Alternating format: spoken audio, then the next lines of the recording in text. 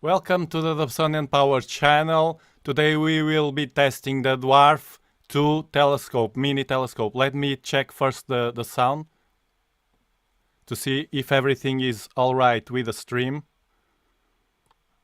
Yes, it is. Let me put some music first, as I like to do in my live streams.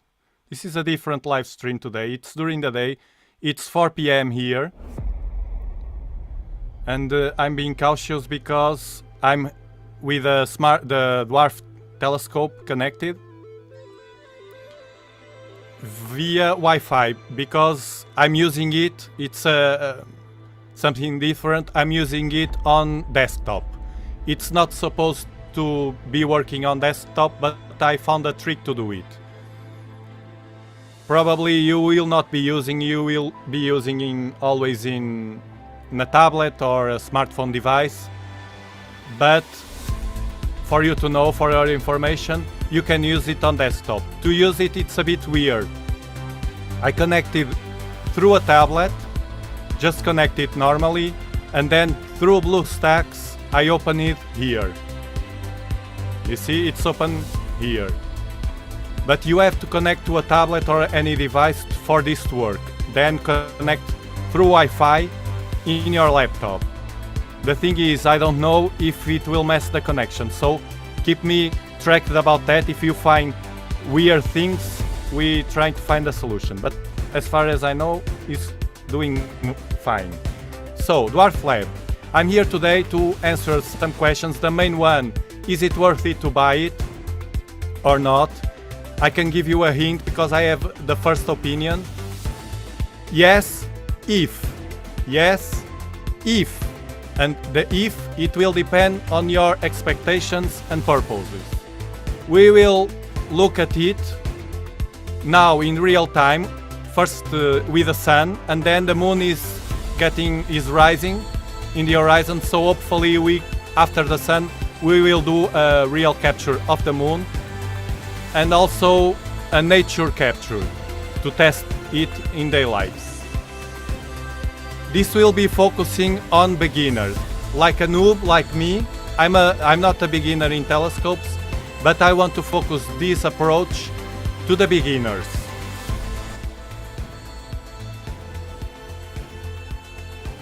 And especially getting what we want to get from this device is a real image like this in the device. We will be focusing in astrophotography. We will touch that matter because I will be answering questions if you can use a Barlow or if you can use filters on it. There are solutions or not. I will be address that later.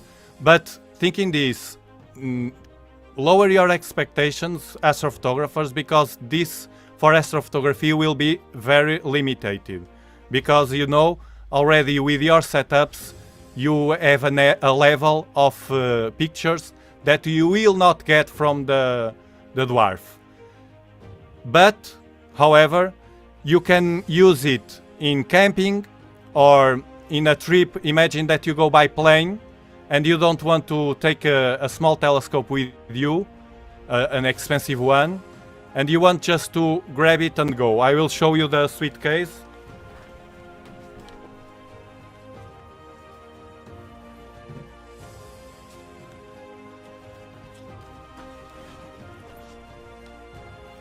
This is a beautiful and very protective suitcase that they have. They send with a DWARF. This is very nice. It's empty, but you can place it here and go. You can see the size, almost the size of my head. It's very, very good to manage. So as an astrophotography perspective, from an astrophotography perspective, lower your expectations. Besides, you will be watching especially brighter objects. The faint ones, save those ones for your actual setup. So except on those special situations that you will not go with your main telescope, it will be fine if you are an astrophotographer to keep those files and then post-process it. Today we will be focusing on EAA, Electronically Assisted Astronomy, which is what I love and what I do regularly during my live streams in this channel. By the way, every week, usually on Saturday, if the weather allows, and this year we will be doing more than one live stream per week. So stay tuned and subscribe if you like this kind of views of the sky in real time, doing EAA. Now,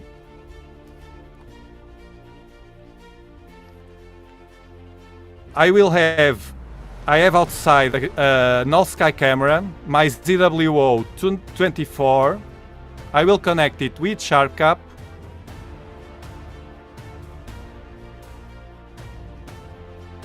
Hold on. For you to see also in real time what the DWARF is doing.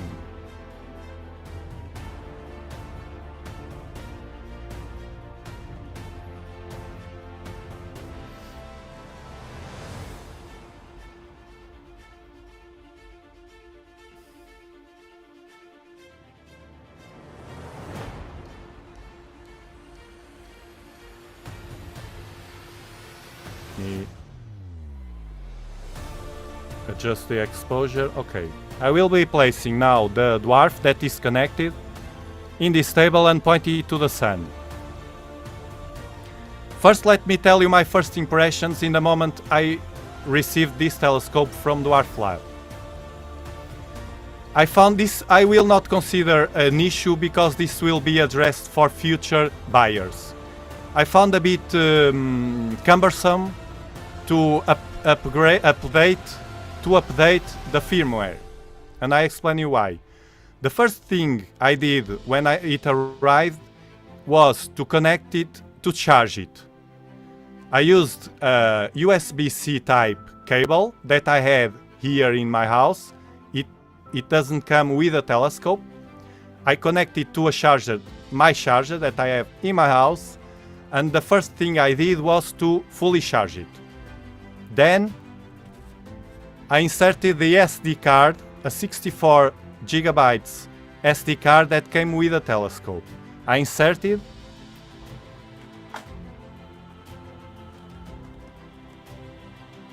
here. You just open this and insert the card. And then, this is what everybody has to do. And then, update the firmware. You connect through the application and you update the firmware, but it's a bit confused because if you have, like I had, the older version of firmware, we had to do one update and then another different update. Downloading files and things like that. To me, I bet that for you it will be better, but to me it was a bit of cumbersome. I put in the shoes of a beginner, and as a beginner in this live stream, I mean someone that don't have any telescope and want to buy this to watch the sky and have some fun. So from a perspective of a total beginner, it will be a cumbersome. I don't consider this an issue though, because the future orders that they will be filled of course with the last firmware.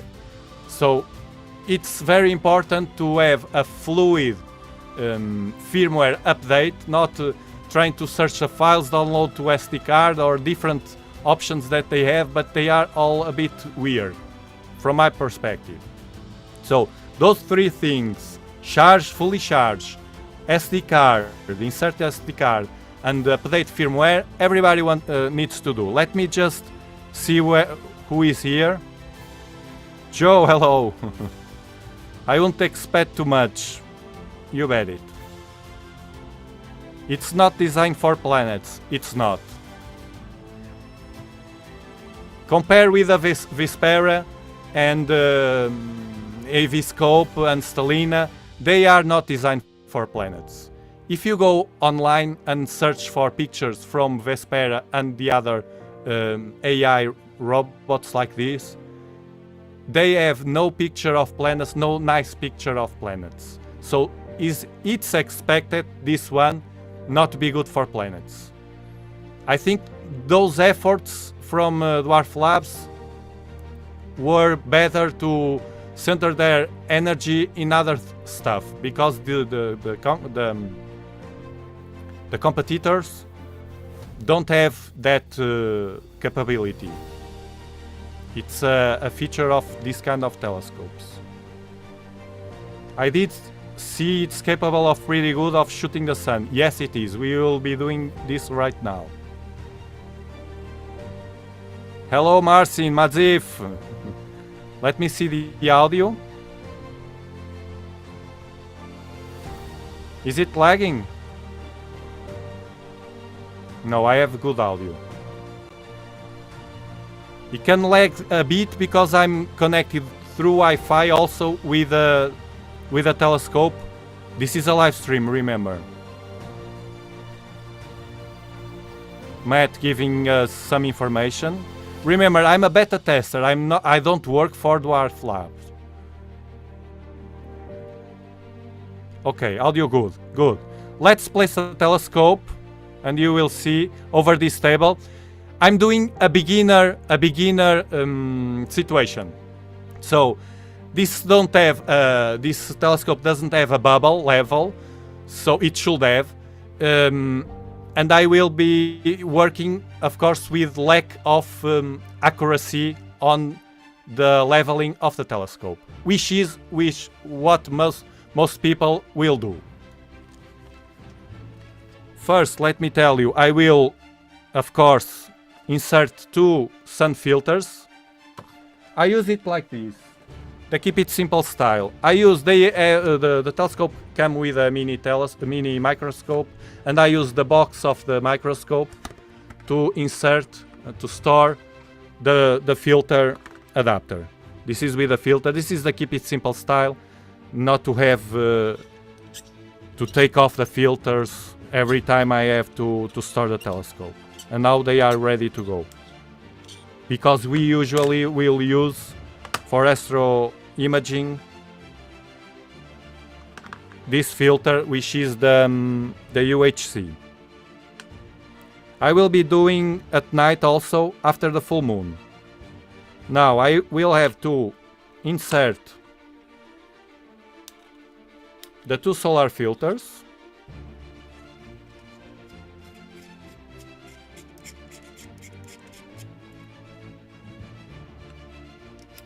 Don't forget to do that, otherwise it will damage your DWARF. I hate to be changing filters because I always place the fingers on it. Well, I'll go outside.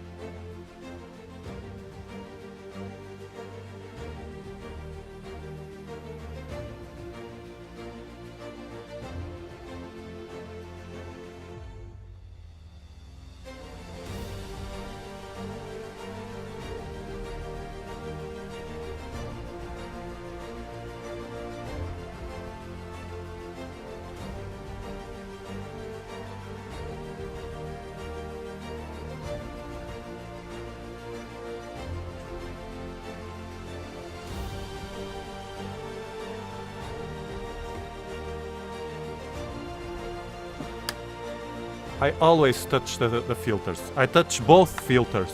It's incredible. Fingerprints on both. Okay, so I use this then to store it. It's the simple way to do it. Okay, the telescope is there. I will try to more or less balance it. Let me check it.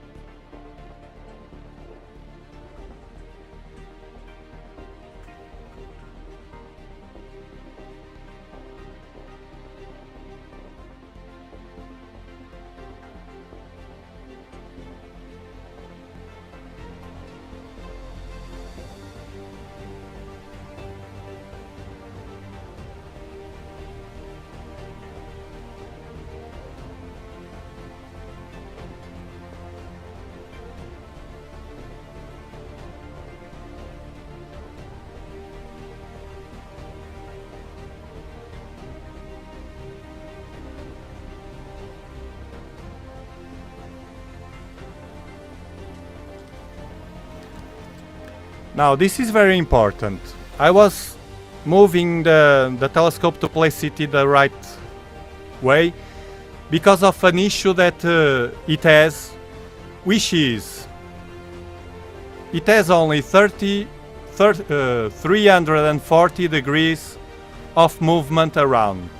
So if you have an object, it doesn't have the full 360. If you have an object and the telescope rotating touch the threshold, it will stop, and at least it warns now.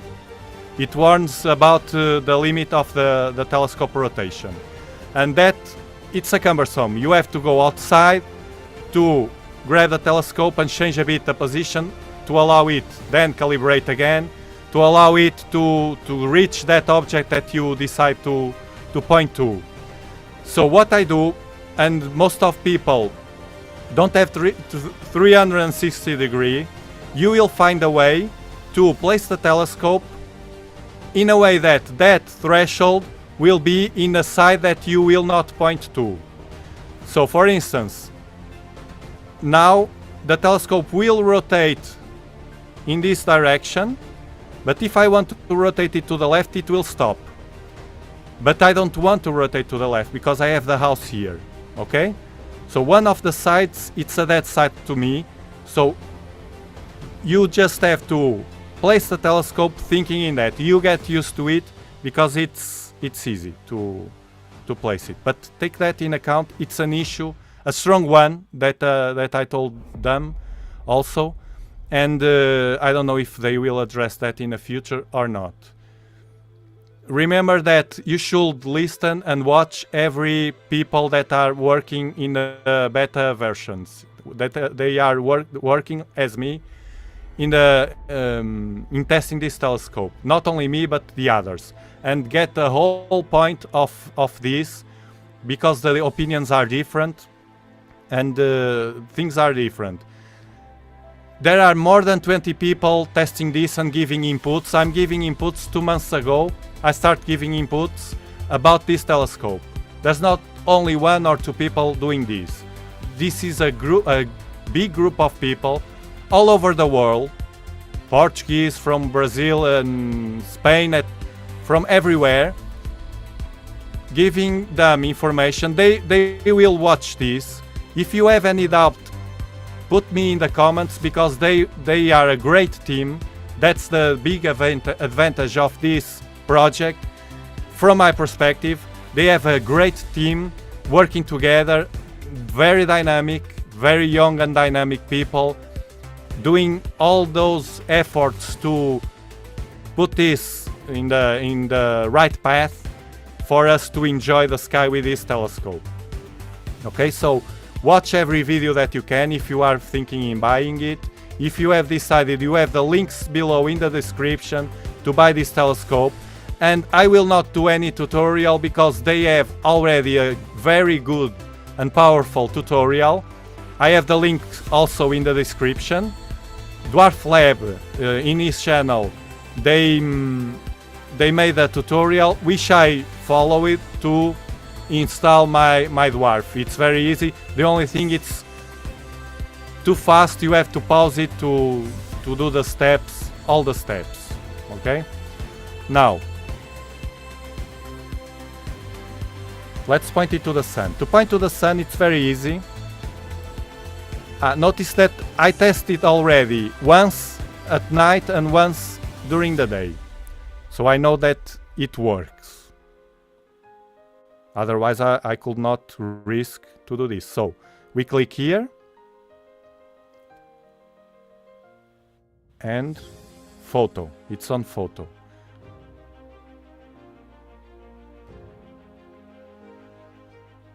Here is the focus. It's supposed to have an image.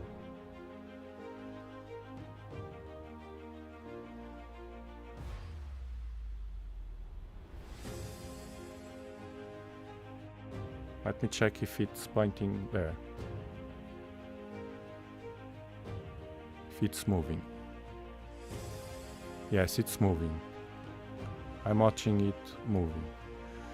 So we don't know where is the sun. We know more or less. I know it's in this direction. And this small camera, it has two cameras. The telephoto, which is the one that we will be using. And the other one is here with a wide angle. And I will be watching the sun there.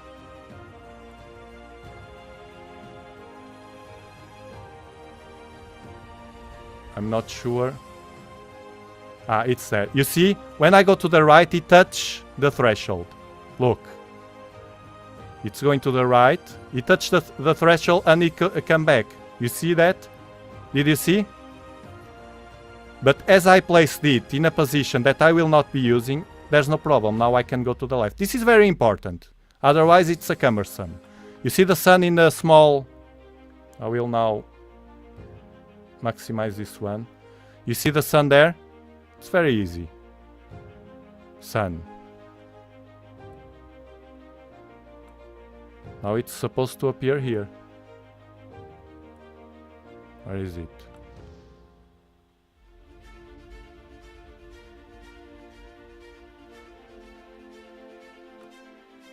Supposed to appear here. Why is not? We can change the speed here below,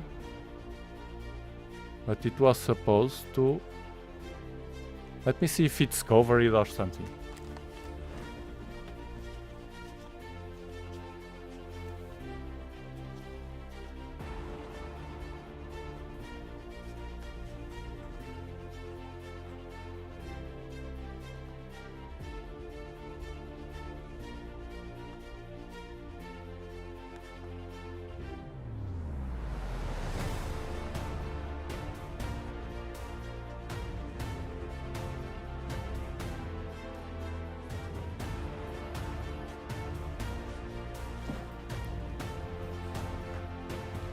No, it's not covered.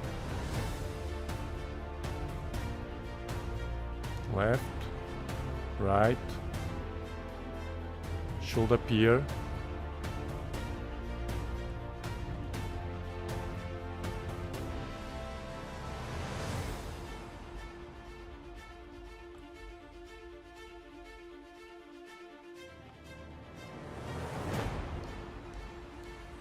I don't know why it's not appearing here.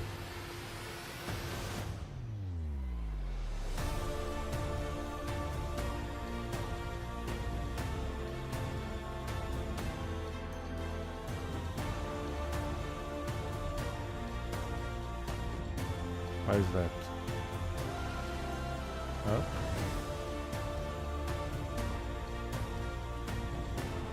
Down.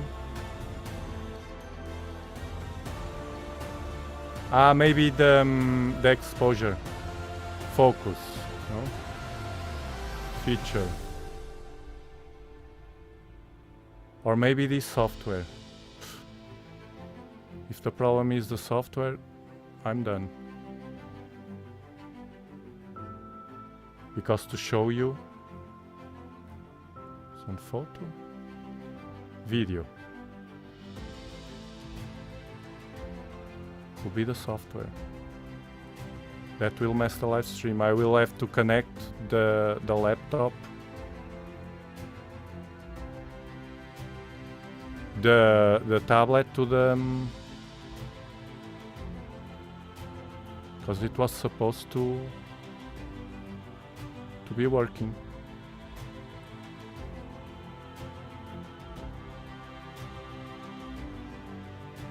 Some photo.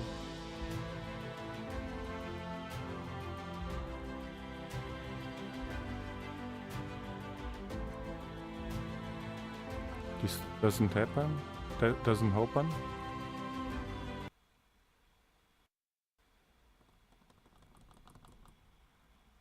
This also does nothing. Astro. It's not on Astro. Yeah, the focus don't work in desktop. But that's a problem to do EAA with you, to stream it. Is there any way to connect the tablet to the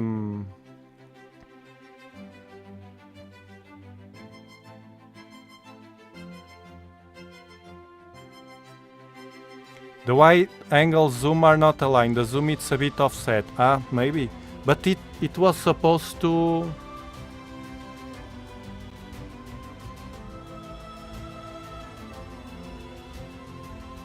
It was supposed to allow me to focus, I think.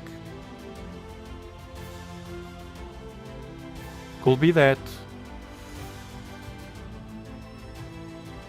But I'm not seeing anything in this camera, and I should.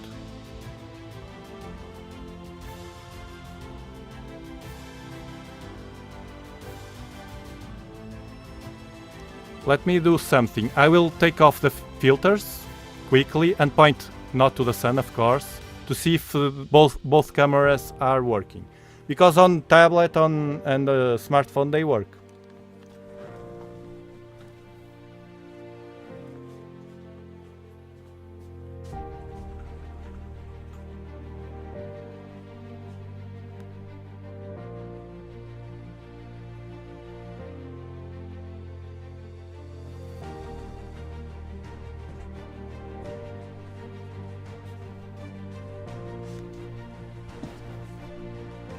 Yes, it's only one camera. This is a desktop issue. You see the moon there? This is a desktop software, because it's different on BlueStacks.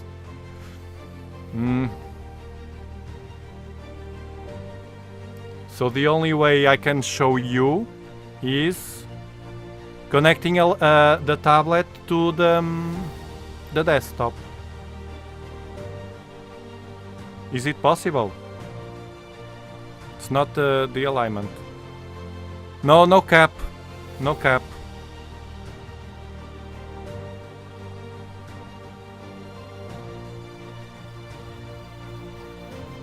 No cap.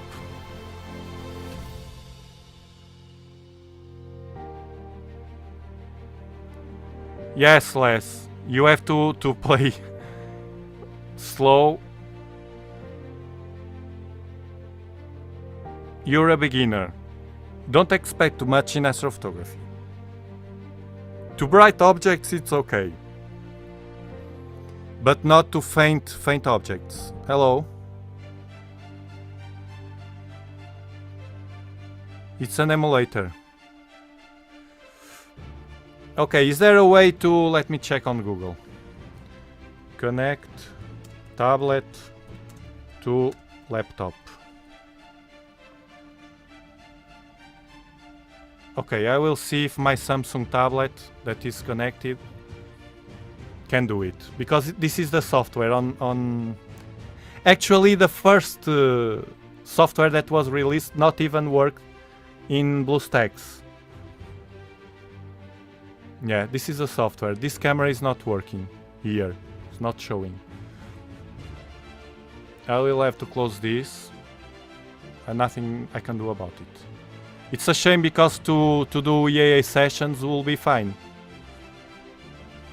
Okay, let me try to connect the tablet.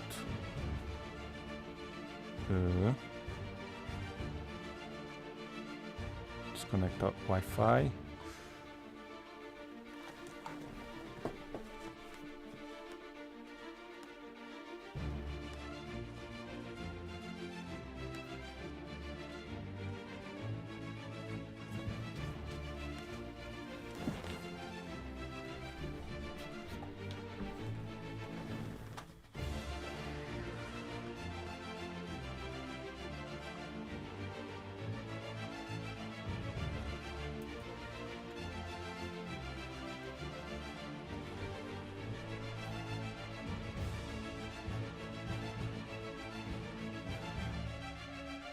Yes, here it's working on the tablet. Look.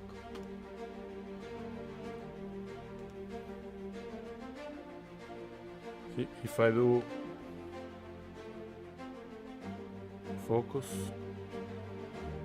yes, it's working. I will place the filters first, otherwise I may forget it.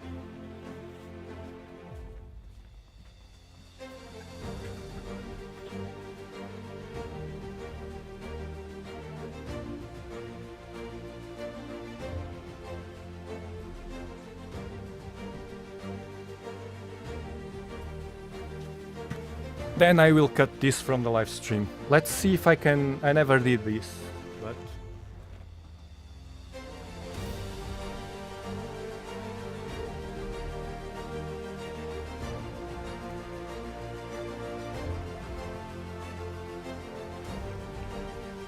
do you know how to connect the tablet to the desktop? It's not happening nothing here. Let me see if the it works like a camera. No. How can I connect the tablet?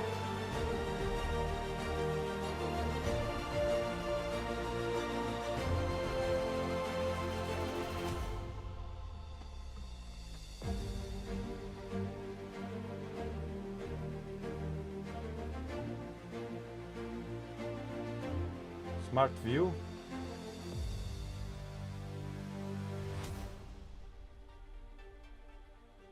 On TV only. Show your tablet on a TV.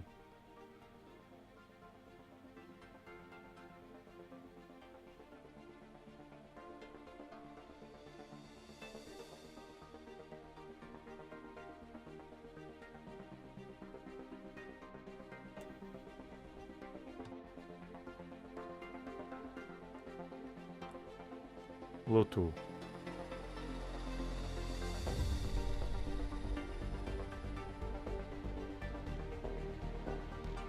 Do you know how to connect the tablet to the TV? To the laptop? Nobody? I will have to show you on the camera. Holding with my arms. Yes, Bluetooth doesn't have nothing.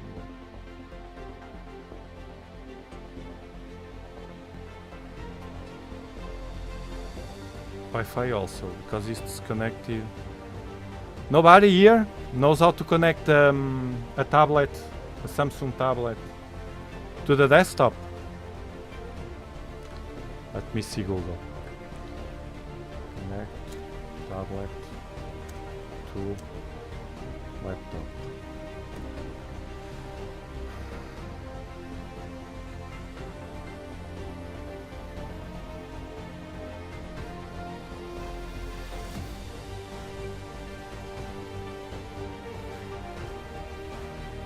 Screen tablet. Screen. Mirrors. Screen mirroring tablet to laptop. Notifications.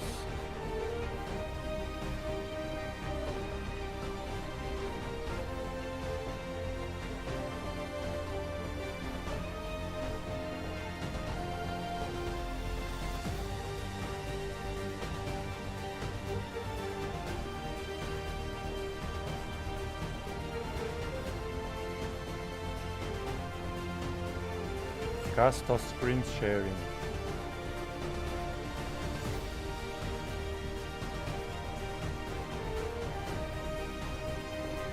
I don't have that.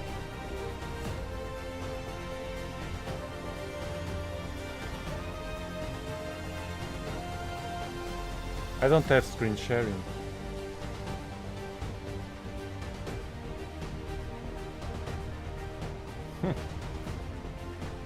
Okay.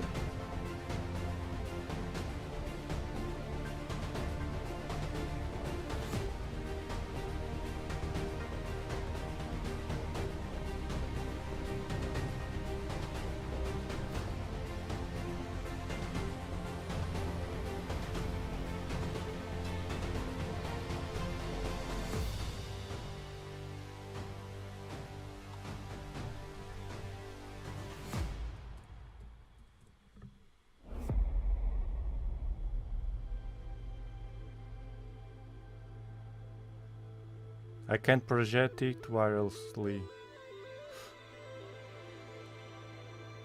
Okay.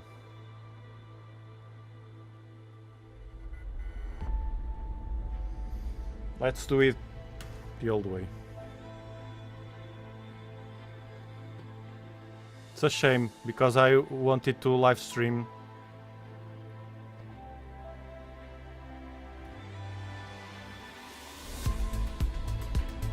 Okay, Real VNC should work. They also have a nice desktop app. Let me check. No, Android didn't work. Can you use Chrome Remote Desktop and access via your PC? I don't know what to do that.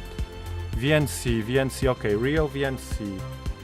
Check connection. Oh, because this is connected to... Okay, I disconnect the DWARF.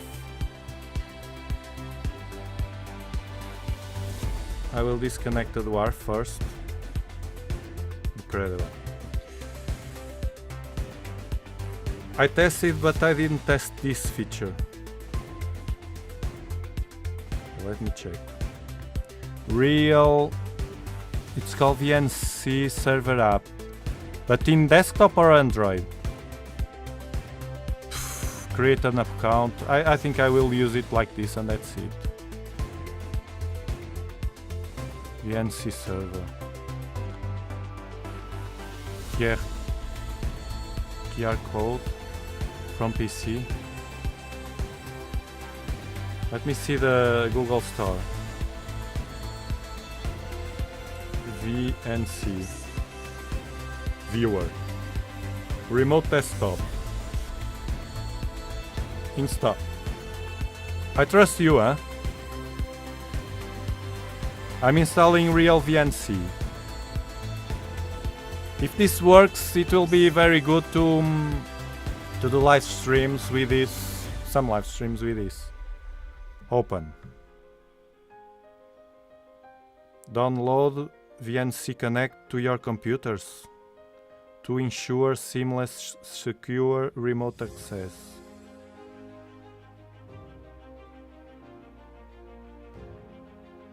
Sign in to your Real VNC account on all your devices to back up and share your address book. Get started, let's see. That's just a viewer, you need it on desktop, okay. VNC server, okay. Tap plus to create a direct connection to a computer. You know the IP address or host name. Sign in to Real VNC, of course. Is it on the store of Microsoft?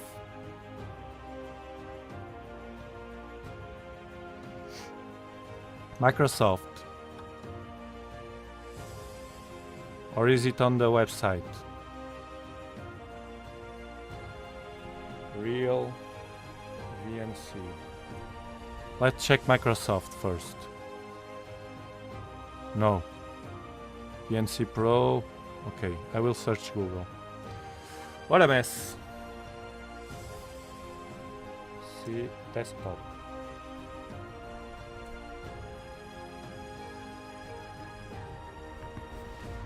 Real download.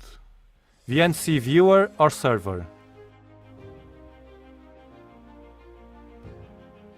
Windows Remote Desktop.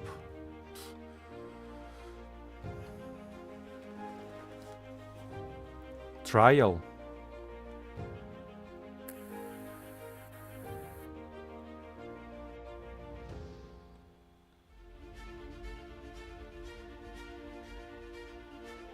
Start a trial. This is only a trial. No good. VNC viewer.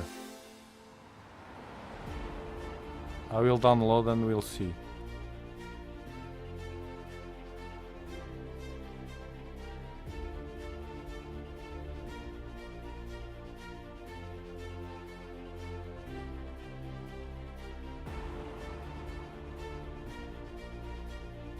They asked me to sign up for a 14-day trial. I don't want to do that. I will uninstall this. I will do that way. And I will not live stream with it. I will do videos. And that's it. I prefer to stream. I'm a streamer. Okay, let's connect it. I will find a way to show you. It's just a test, so before the sun goes down. DWARF Lab.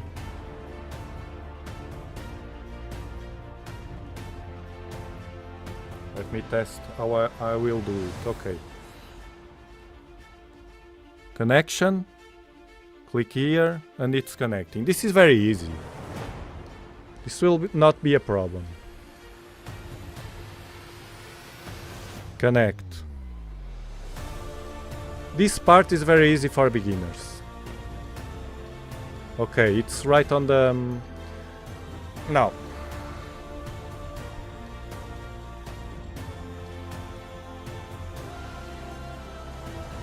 This is all messed up, of course. I will do what I was doing. Now I will try to find the sun in a small...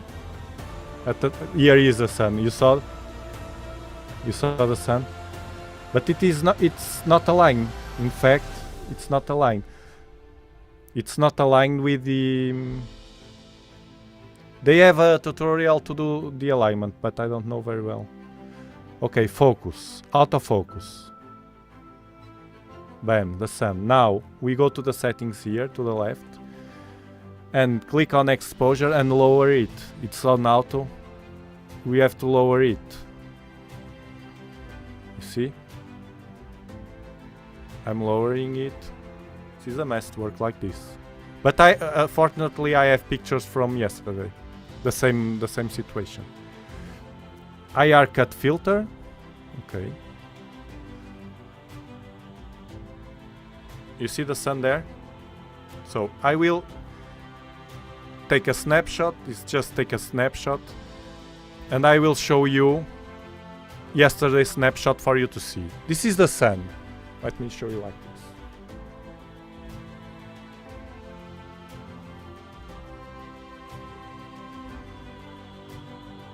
this. You can see very well.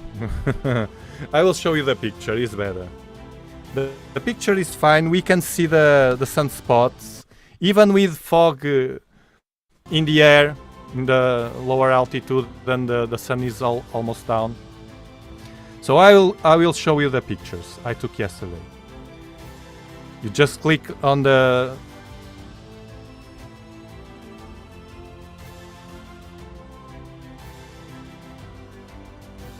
See?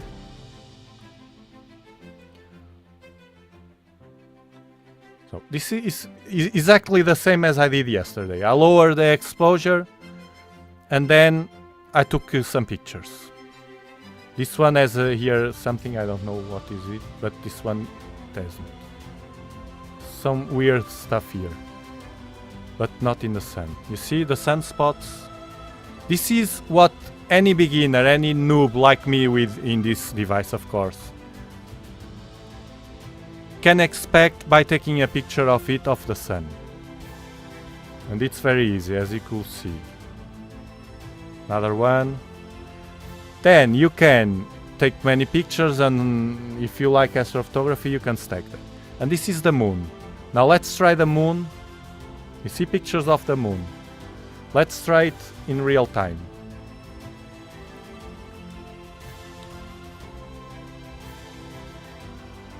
Hello, Samir. Sounds good. Thank you for the feedback. I appreciate a lot. Okay, now we go to the moon.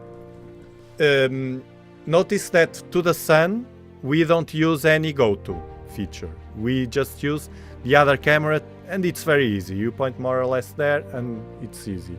You use the arrows here up and down to move. But to the now we choose to the moon. We choose Astro mode.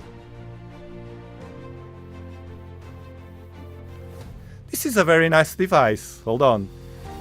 I will talk about it. Astro mode, and then it's only here to click here, Astro mode, and then let me see. Feature here at the top, feature here, ping, and we calibrate. I think it will not calibrate because we are in the day. At the night it will calibrate. So what I'm going to do, it's not to calibrate, it's use the same system as the sun, of course, because we are in the day, it has no stars, the software. So what I'm going to do, any beginner can do this perfectly during the day. I will take the filter of the sun filter, and I will point more or less to the moon, and we will see the moon in the small square of the wide-angle camera. You see the sun is almost disappearing.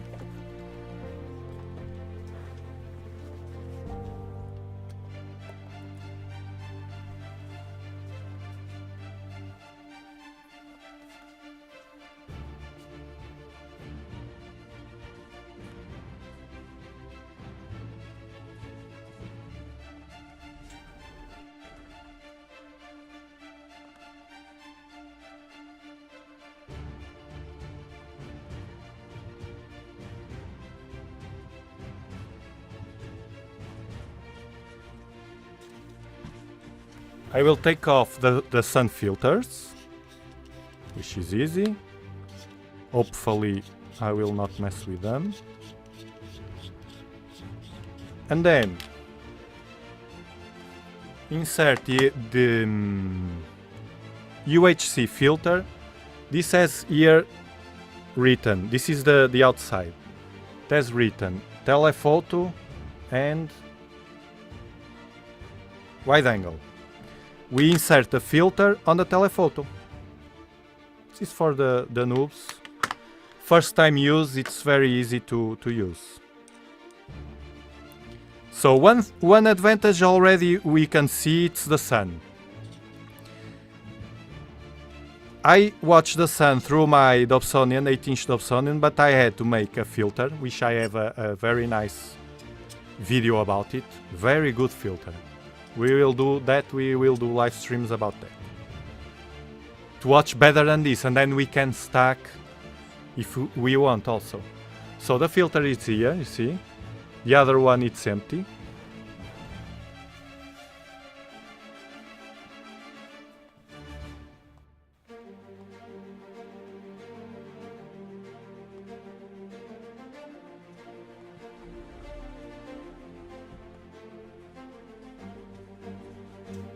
The magnet is very good to use.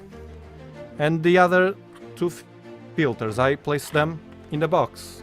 I only use this box and the other macroscope box to store the magnets, the adapter. It's a simple way. Keep it simple. Now, let me grab the tablet. I'm watching this, all blue. It's on the photo.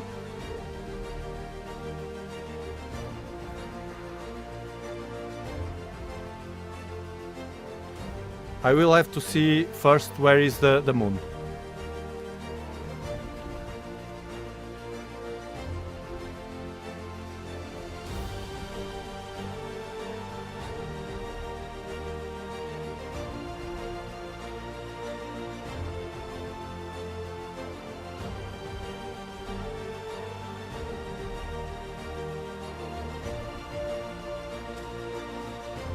It's with an electricity cable in front of it, but I'm seeing it, okay.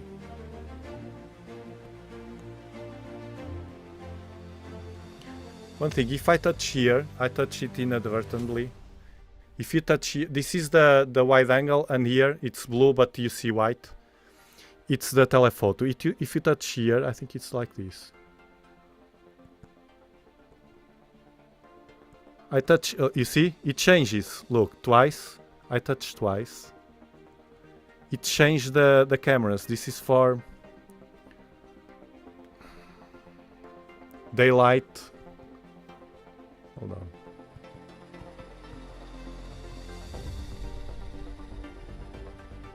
It changed. I touch. Okay, doesn't matter. I will find the moon with the cursor. With the arrows. I can see the moon in the small lens.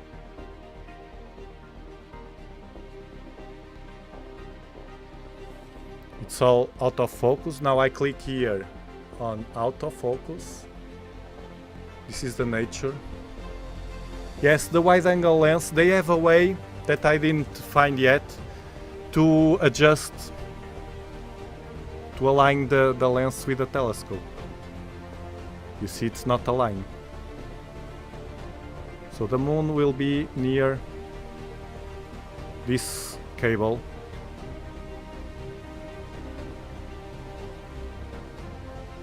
Yeah, it's not aligned. It's there.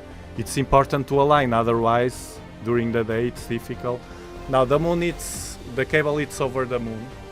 I will autofocus for you to see. It's focusing in the cable. But we click in the moon to see if we can... What a luck to have the cable there. This is a mess. Let me do it manually if I can see. No. Yeah. I do it manually. Okay. It's a cable there. It's a mess to show you this. I will show you the picture. Now, we are watching the moon, like you see, like this. The reflections. We are watching the moon. But there's an electricity cable over here right now. Okay. What I did yesterday was like this, and then I took a picture, and you can record a video also. You see? Different pictures. This is not live stacking. This is not live stacking. This is only a snapshot. This was a video of the sun. You can take a video also if you want. It was a video. And this is a simple snapshot of the moon. Now, you can do this with recent smartphones, the iPhone and Samsung and so on. You can take this kind of picture of the moon with this, but you can't take those pictures of the sun, and this device, the DWARF, can. So it's an advantage. Also, to do terrestrial photography is very, very nice. It's a shame that I can't show you. Let me see. if I can show something. Because with the wide angle, you can move the telescope whenever you want.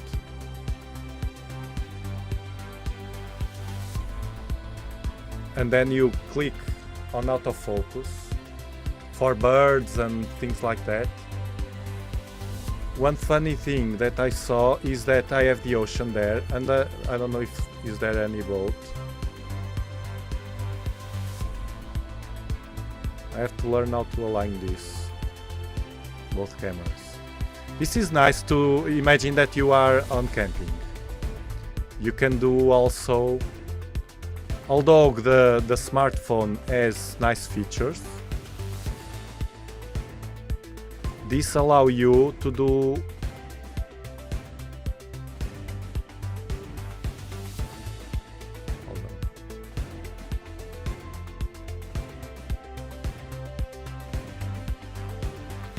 I want to see the ocean. Where is that? You do autofocus. And you can see how it's a shame that you can't see. You can see perfectly the ocean, and then you can zoom. Look, birds. You can zoom.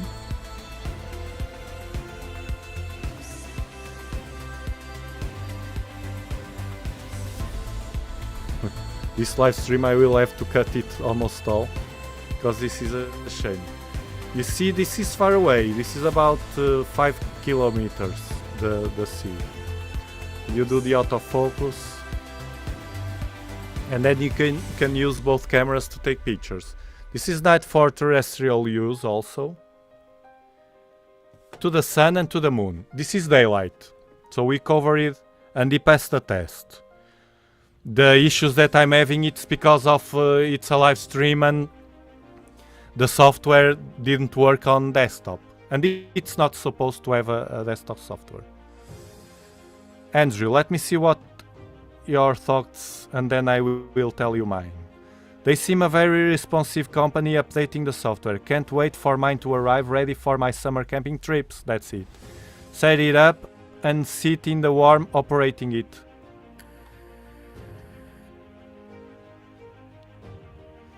You can share the screen with Android without a problem. I just tested. Took me a minute. Anyway, I will not do it right now because I showed already. This is not a toy.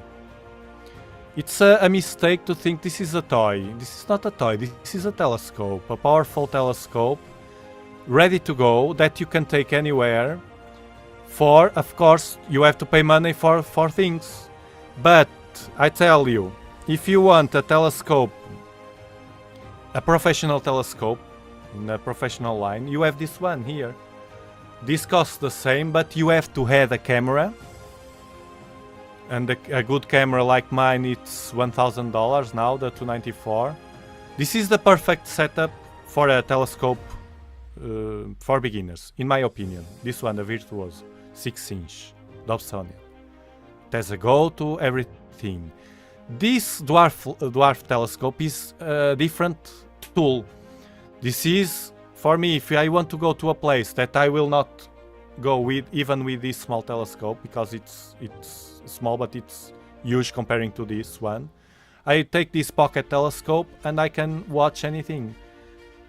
And watch with more people, with different people. Imagine that you go to a dinner in a house of friends or family in a darker site.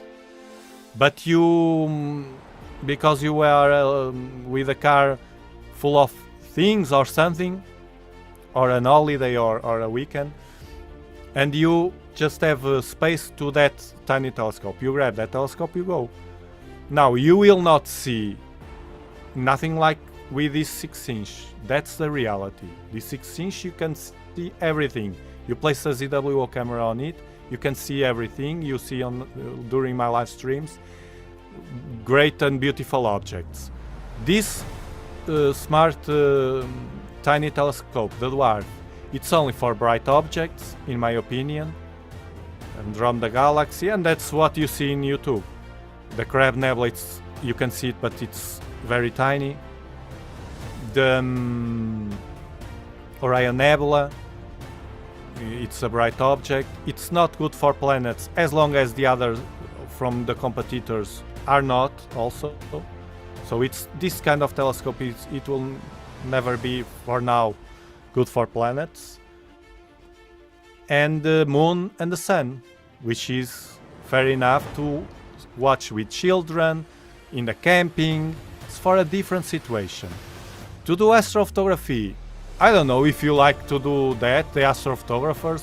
I think it's not very good. Besides, when I tested during the night, and I want this to beginners, not to astrophotographers, I tested it, I will test again, and I can show you the picture. It has a huge problem. They said they will try to solve it, which is we can take darks. I took darks at the beginning of after installing the update, the firmware update. I took the darks. You should took it. It opens a window and you wait 10 minutes or 15 minutes and it will took the darks. You cover the telescope inside a wallet or something, a closet. You have to be in the dark with the telescope. You take the darks, but they don't work. At least it didn't work for me during the capture of nebula. I will show you what's the problem, and this is really important, more than other stuff, because this is for people that want. Look, you see loads of hold on, loads of hot pixels here. Look, these are hot pixels that we usually in our live streams with SharkCap doing EAA, we clean all of this with arcs. And this is not expected. So they are working on it, and hopefully they will fix this as soon as possible, because this is, yes, really important, not the secondary stuff of astrophotography. This is what the people want, to grab the tiny telescope, put outside, point to a nebula with a go-to and have a good picture. Wait a bit and have a good picture, but not with all these hot pixels. Okay? So this is an issue. The real issues for me, from my point of view, that they have to deal with is this one, the most important. And I don't know if they will fix that of the 340 degrees threshold. This one is it's the most important for me. They did already the auto stretch feature of the live stacking. They can improve loads of stuff there. We are giving inputs. I will not tell here. I and other colleagues gave them and still giving inputs by email. You can give also suggestions in the comments of my video of this live stream. They will read it, so it will reach them, and this has to be fixed. From the moment they fix this, for a beginner to watch in real time this without these hot pixels, this is at another level. Then the secondary things, of course, lots of hot pixels. So I said at the beginning, lower the expectations. Now, what I think, even with these hot pixels, and pay attention to this, would I buy, after watching a guy like me doing what I'm doing right now, with these hot pixels, with these some issues, would I buy it if I want? Yes, if I wanted to use, like in a camping or a weekend, or to go to some place that I couldn't grab my 6-inch, yes, I will buy it. Would I buy it now or wait for them to fix this? That's a choice. If you buy now, you have the advantage of the price. You are betting in something that it's under development, and you are betting that it will be fine in the future, and you are grabbing a good price. Remember though, that the people that don't risk, and life it's made of risks, if you don't risk, you don't win. If you don't want to risk, oh, I will wait until Tiago and the others show the clean picture and the objects that I can see cleaned without astrophotography, because I can clean this doing astrophotography. That's not the purpose of this object. This is not for astrophotography main purpose. You can do it after. If you go to the holiday, you can do clean that, but it's a cumbersome. So you want that to show to the people that is around you, your friends, your family, these objects of the sky without hot pixels. If you wait for the future, you will risk less, but you will not grab for sure the same price. That's how things work. I don't know if they will increase the price, but they are a company. They are not an organization, a non-profit organization to save the world. This is a company, business. And as long as they have, this is my opinion, as long as they have this rolling, this is has a good price, this rolling, and the demand will increase, because it's much cheaper than a Vispera or a Stalin or Eviscope. From that moment the demand will increase, and you know what happens in the markets when the demand increases. The price will increase, of course.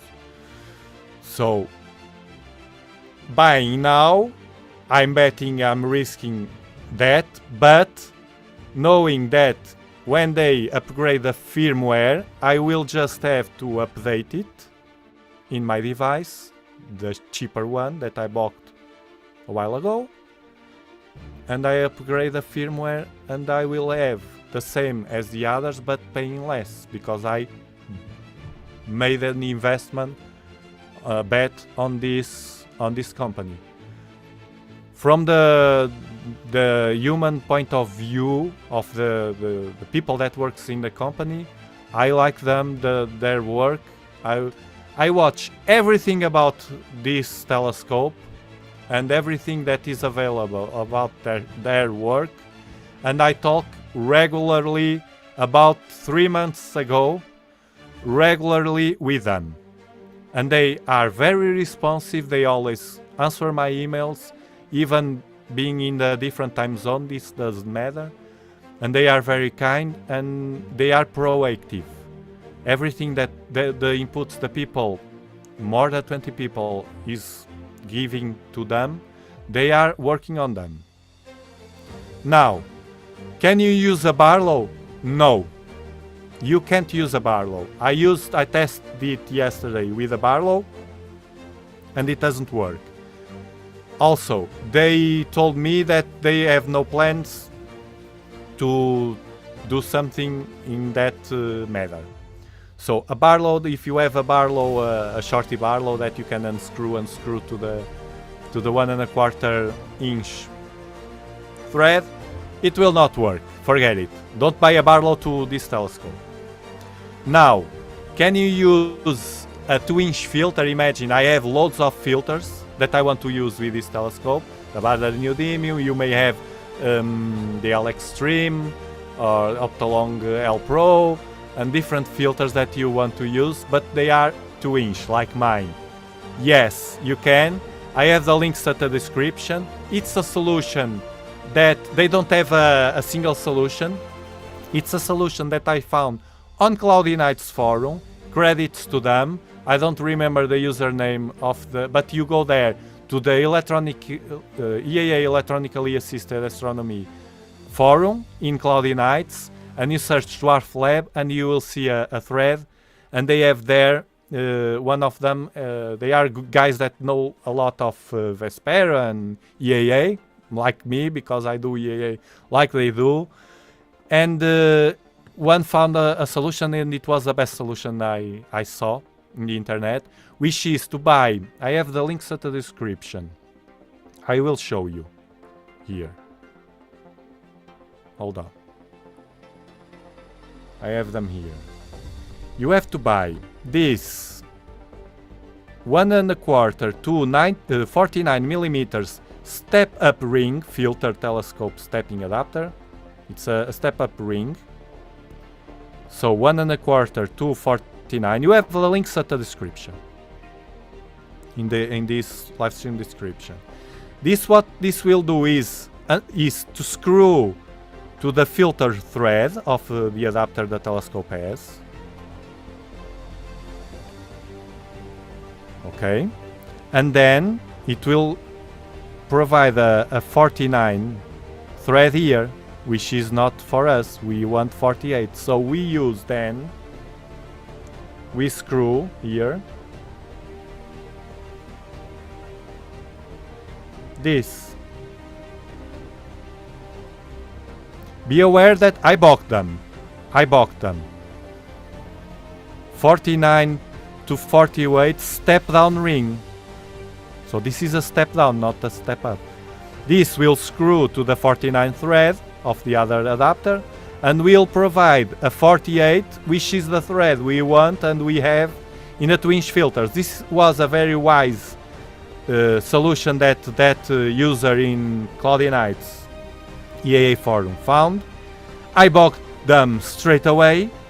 They are coming from United States. I only found these both on United States. This one I think you can get it on Europe, but not this one. Not in China, not in Europe, nothing. Only here. 1.25 to 49. You have the links at the description.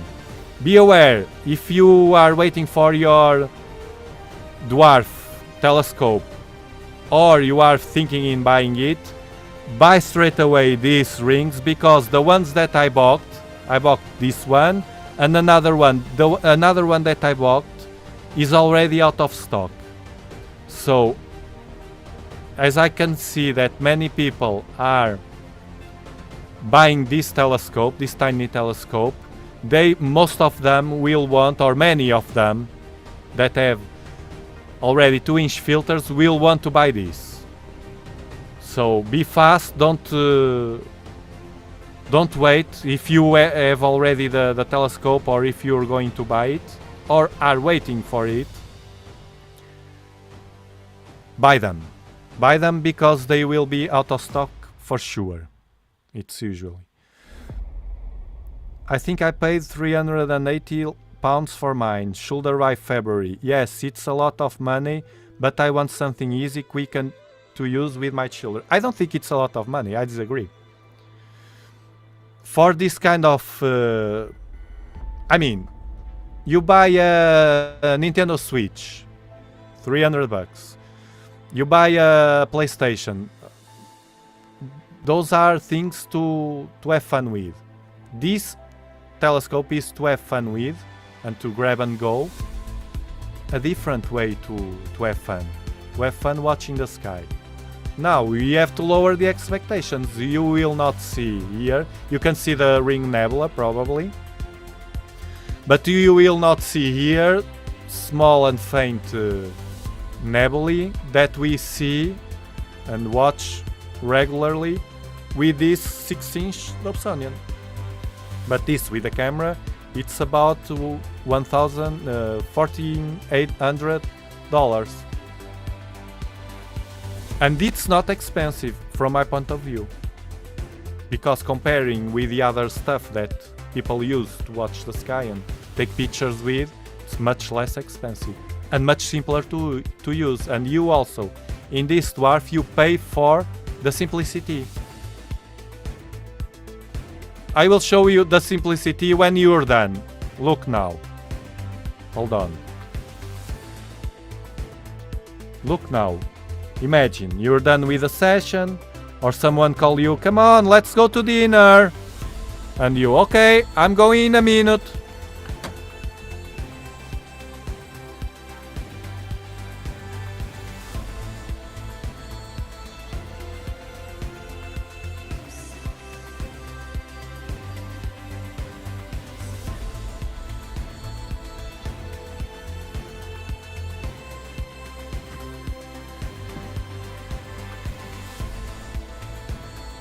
See?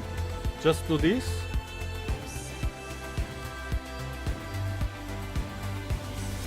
Take this off. And do this. to the other side. It's that. Closed the tripod.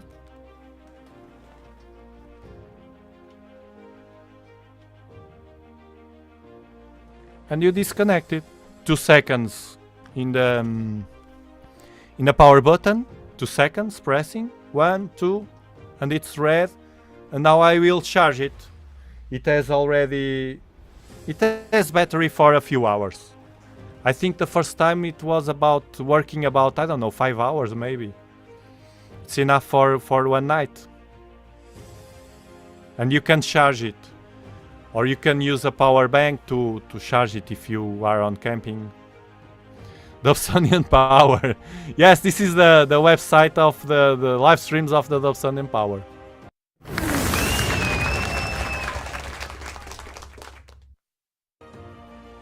I could point the telescope, place the simplicity of the 8-inch or this one, just place it outside. Now with the night we could go with this live stream more and more, but I will not do that.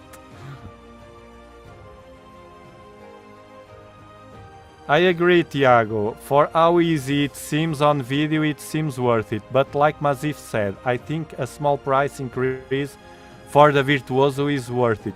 Yes, if you want, it depends on, that's why I said at the beginning, is it worth it? Yes, if you want to, what's that, it's a plane? Yeah, it should be a plane. Yeah, it should be a plane. I will leave it here. If you want something more professional, of course the Virtuoso it's much better. But if you need something to go and you don't have the capability of grabbing a Virtuoso with you, it's the choice. It's better than a smartphone. Because with the smartphone you can't see the Andromeda yet. The Andromeda, the Crab Nebula, the Orion Nebula, as we can see here. Automobility is that. I mean, this, you see. Look. This is wonderful. This is like having a Canon camera. And you don't need any cables and stuff, only the charger. But the charger, you will take a charger for your smartphone. So this is wonderful. You take the telescope here, the tripod, and the filters, and that's it.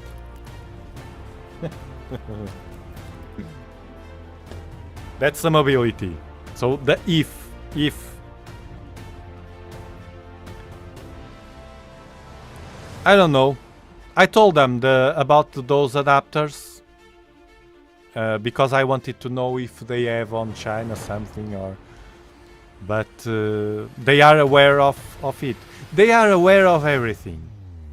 Make sure that they are aware of... they have more than they need of inputs. We are always bam, bam, bam, telling them, do this, you should do this, you should do that, this has a problem, this has a problem, this has a problem, small problems. I think I will stop here for now because I think they are saturated of... they have enough to work with. You know? And the most important problems we told already, so I will not press them just for the sake of...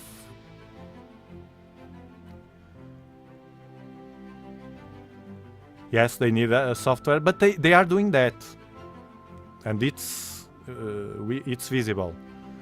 After some software refinement, I think it will be a knockout. Great for outreach programs, yes. And also for, let me see if you are telling this, and giving people a glimpse in real time, what is in the night sky, yes. And also to educational purposes.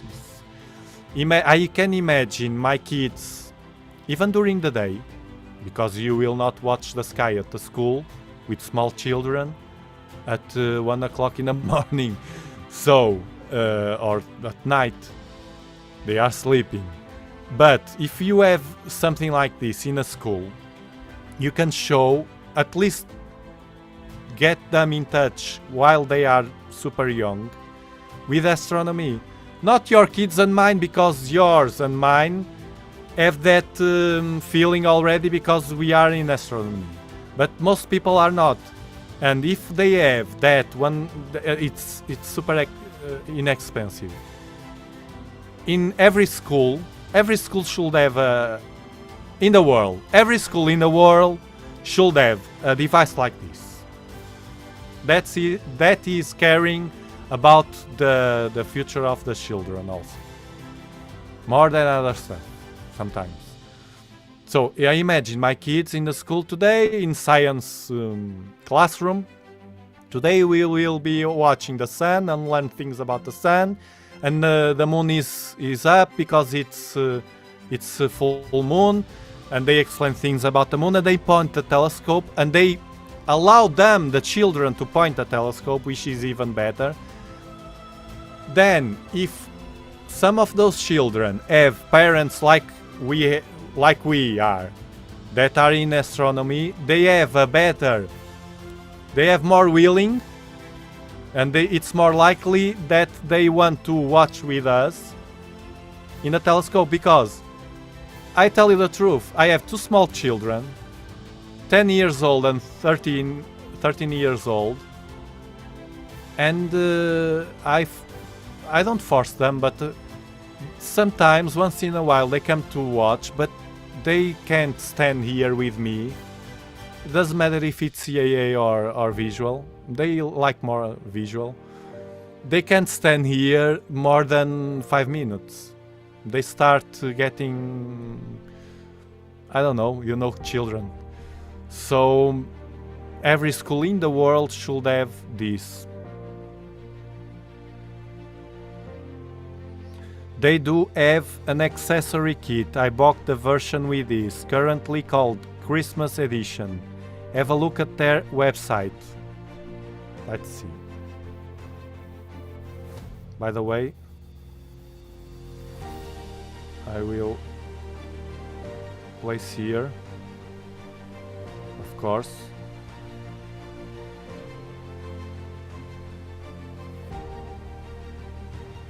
That website.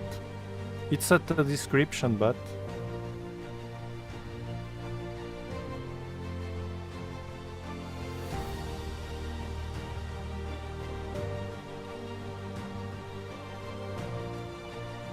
so let's see the website. That Christmas packet.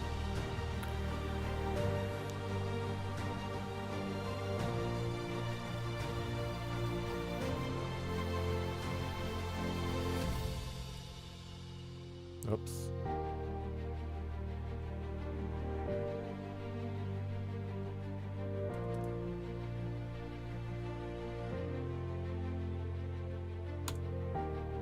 What's happening here?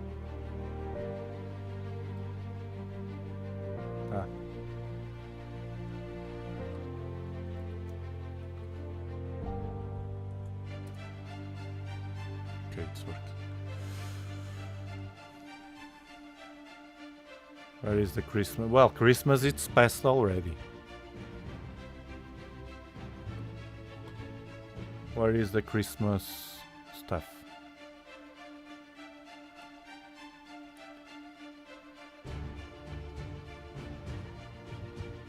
Could be over. Could be over. Les Scott, yes, I got 20 bucks off on the wheel.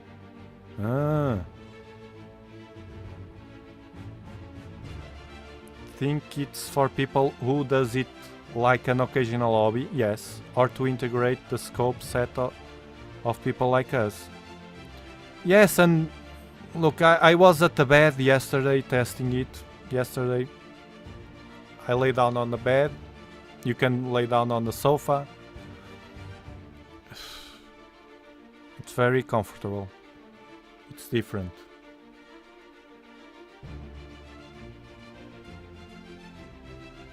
You can be at the bed and your wife says, "What are you watching?" Are you watching Facebook? And you say, no, I'm watching the Orion Nebula. Look how pretty it is. It's stacking. This is you see the galaxies that we have. It's the triangle, the Andromeda are the brightest. The dumbbell are the brightest objects. Expect that. And it's nice. I don't see any Christmas. I think it's over, no? Sale. $395. Pre-order. This should be the regular one, no? I don't see that. No. You can use it like this guy in a tripod, but I didn't want to place it in a tripod because I wanted to give you the real sense of what you receive at home. Many people don't have a tripod. So I don't see.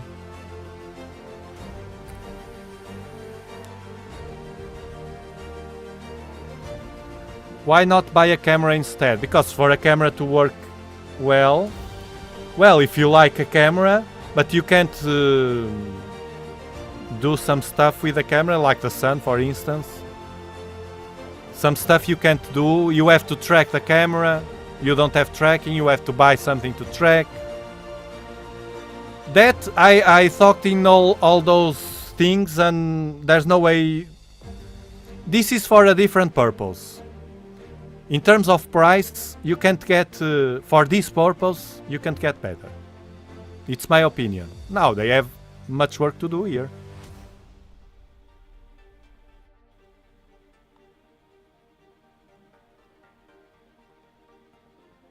Imagine you like to hike or camp, for instance, or something. Then this thing is amazing, of course. If I was going to hike, I will not.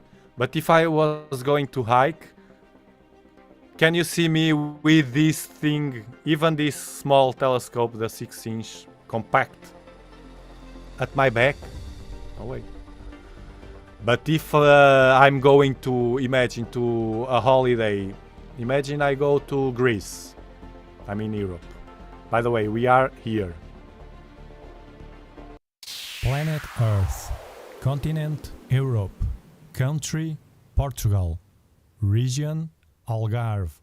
37 latitude Bortle 5. Imagine that I go on an holidays to Greece. And by car. I can grab this telescope, the 6-inch, perfectly. And the camera is small. I prefer to take this because I know that every night I will be doing nice visual sessions. And I will do a decent astrophotography with it. A decent, good astrophotography with it. And not only the pictures of the holidays will be recorded, but also the night pictures of the holidays. But if I go by plane to Mexico or to Brazil, I will not take this telescope. But if tomorrow I go to Brazil, I will grab this dwarf telescope with me. I bet, you can bet it. To watch the southern sky that I never watched. The real southern there on the south. With a telescope, my telescope will be the dwarf in a plane. See? The advantage? It depends on what you want. And for lazy people. Yes, I was at the bed. I was thinking, I'm telling the truth. I connect, watching searching for nebulae. With that problem, with that issue of the hot pixels, they have to solve it. But I was thinking, it's the first time I'm at the bed controlling a telescope outside, because you can. I place the telescope here now, but you can place it anywhere, even in the roof, if I want, or at the other sides of the house, just grabbing it like a camera. Which I don't do even with the 6-inch, because I don't want to, it's a cumbersome to have to...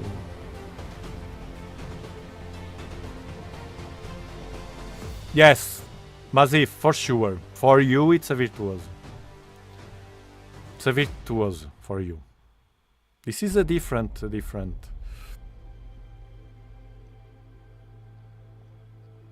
They will, for sure. They will upgrade everything. They are working on it.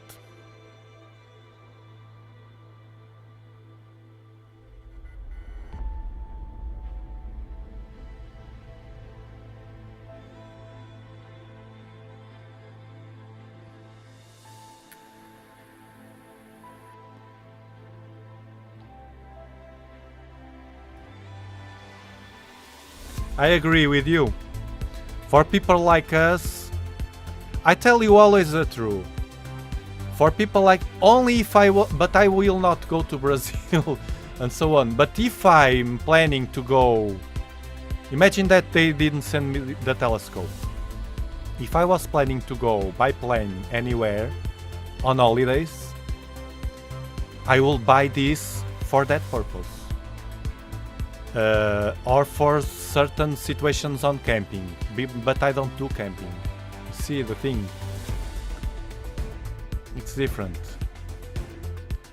Or that situation to go with the friends in a darker side, even that you go to a darker side, imagine, to dinner with friends, a super darker side, and you say, oh, they live in a super dark side, and they don't know how lucky they are, because they don't like telescopes. I will not try to take my virtuoso, because they don't like telescopes, so I will not do nothing with a virtuoso there. I don't want to mess with them. But after, when I come back home during the night, I could grab the virtuoso. But it's too cold outside, imagine. With this, you can grab this. Even inside the car, you place this over the car, like this, and with a smartphone you take quick snapshots, you wait inside the car, bang, bang, bang, bang, and take some pictures, only of bright objects. But Mazif, not for you. For you is a good Newtonian. Will you do another live stream showing some of the best images you have captured with the DWARF 2? Thank you. Probably not a live stream, because I couldn't manage the software to work well on desktop. It works well only on tablet. But you can expect videos about this. I will do that. I will record the laptop, and I will show you the captures during the night. Yes, you can expect that. So if you want to be tuned, make sure you subscribe and hit the notification bell to be on touch. And if you only have to buy one thing, you buy Virtuoso for sure. And you have a visual scope and EA scope. That's what I will do. Yes, it's the truth. The Virtuoso, that's why I said the best beginner telescope. This is not the best beginner telescope, the DWARF. This is the best tiny pocket telescope. It's not the best in quality, but it's the best in relationship quality price. So what is for me the best pocket telescope? It will be this one, when they solve that hot pixel stuff. I don't want to be post-processing stuff. The Christmas edition is the version I purchased. $30 off. Ah, okay. Ah, the wheel, it's that wheel that appears. Okay. So spin the wheel. Spin that wheel.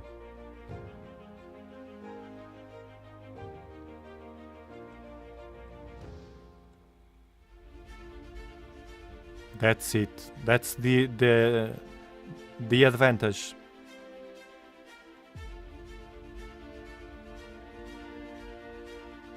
Hey Linux.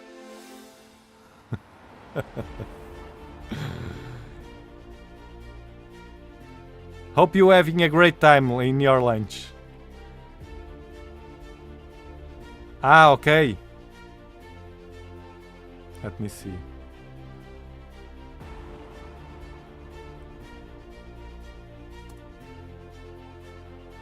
Menu. Where's the menu? Here?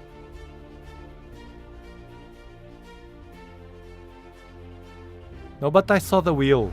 I saw the wheel. It popped. It popped here. Where are the prices?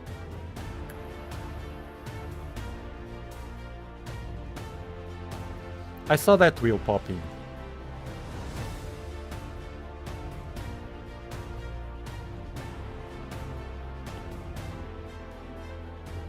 Let me see your thoughts. Perfect for someone disabled like me. You see? Another advantage.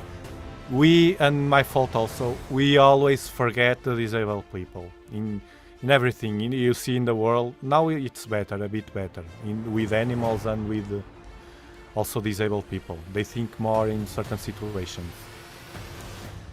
But they still place, I don't know, those machines to get money. I don't know the name in English. To height or stairs without a ramp, and this is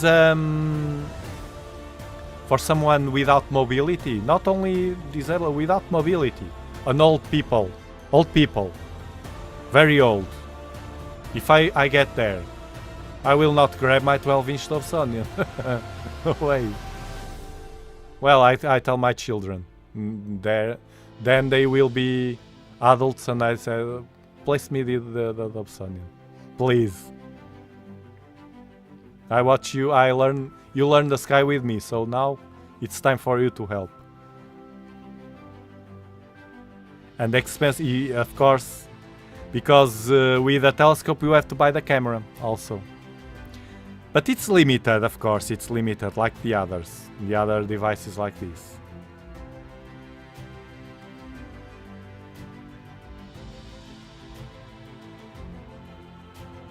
Yeah, that's a great rig for nights when the setup time is limited and you just have a short time before the scene goes away, for instance. But usually the Dobsonian solve that.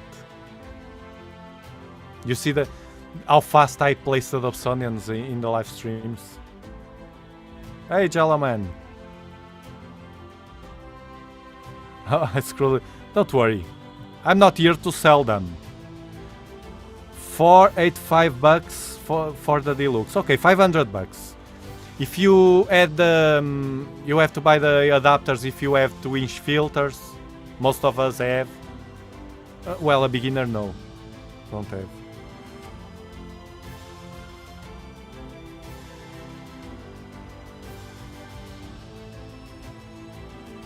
Without shipping fees, okay. I think in this object like $500, $500 in the future 600 and more, maybe 700 if the demand, if they fix those things, and I think they will. A new firmware, and then the demand will be higher. Maybe for next Christmas will be next Black Friday. Europe shipping fees are about 45. You see? I didn't know that. It was for me. It was for free, so I didn't know that.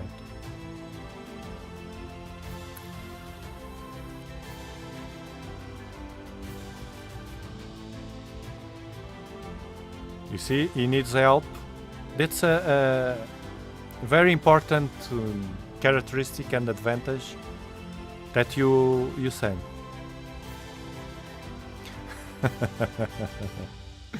Hiking with a 12-inch Dob, up the mountain, across the stream, through the snow.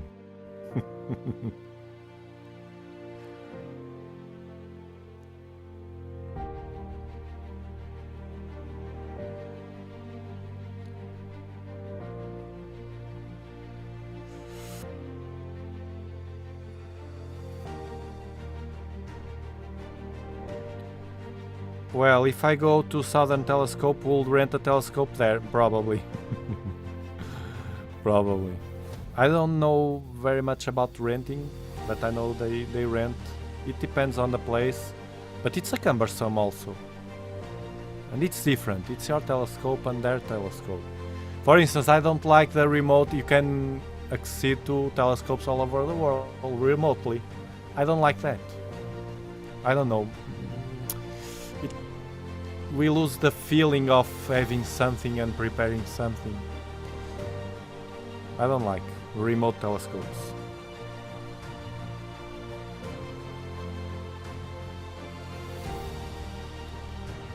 Is very good mobile full system to basic of astrophotography.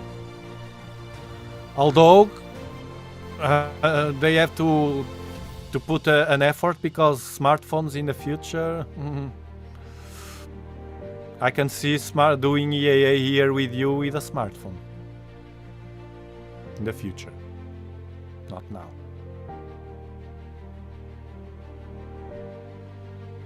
But they don't track.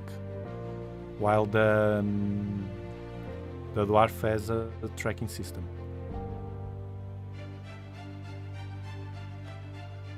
€450 with all filters. 350 only DWARF 2.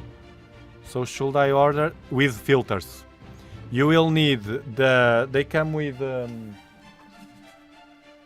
you choose the version that has these two filters. They are solar filters, they are black, almost black, and the UHC filter, unless you have filters at home, a 1 1/4.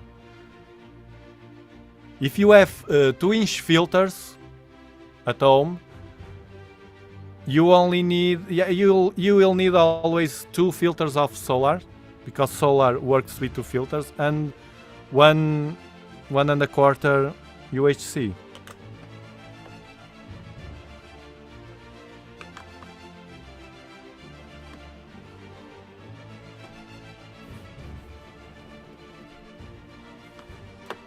So be aware of that. You see, I just store it like this. I have the filter, the UHC, I store it like this. And that's it. Then tomorrow I will take it and I will or maybe tonight, I don't know. But to live stream, no. I will not, the live streams will be with the Dobsonian. I tested it today and you saw that it was a failure. The desktop application didn't work very well. Didn't work. I may try to find a solution to AirDrop. It's the AirDrop. It's for desktop or for tablet. How to use AirDrop on your iPhone? I don't have iPhone. This is not an iPhone.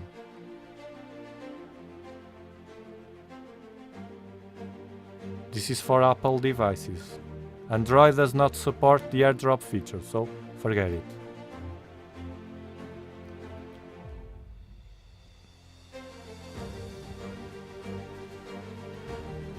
I am very impressed with that scope. Before it, similar scopes were about 2,000 and 2,500 bucks. Yes. When the first time I thought in buy a scope like was when Stalina arrived. We talked, me and my wife, but it was expensive, 500 bucks, I think, 5,000 bucks, and we decided that it was not for us. But now that's why I say, would I buy it? Now I have it, I will not buy it. But if I didn't have it and it was in the past, probably yes, because of certain situations with my child and certain situations. It will be good. No, the software is not open source, and if I was them, I will not do it open source. They are a business, they are a company to make profit, and not. I will not open the source. It's my open source. We have loads of stuff open source, but this is a product, a different product. AirDroid, okay. AirDroid. AirDroid web login. Is it free? Because the other one... This is installing me stuff. I opened this and already installed it. I had to cancel. I don't like that. I don't like to open a web page and they download straight away.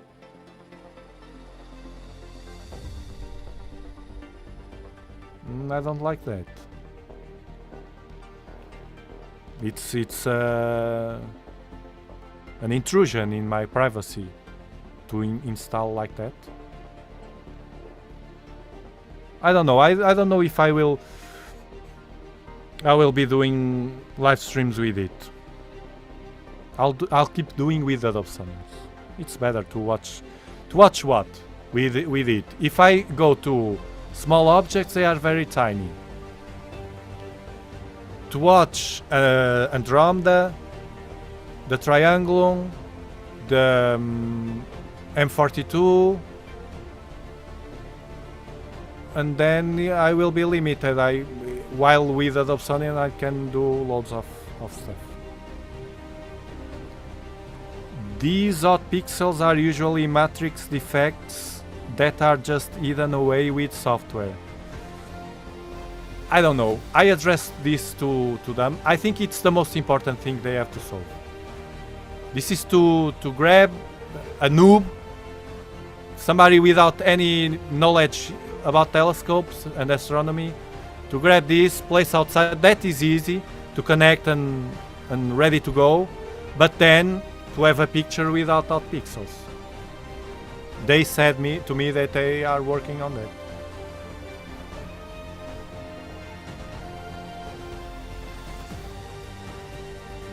You're supposed to be retired. Well,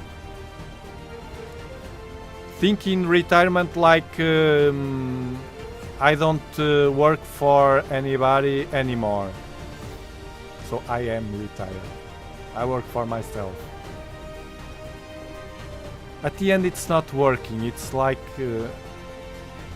I think I will work all my life Linux. While I can, while my health and my body allow.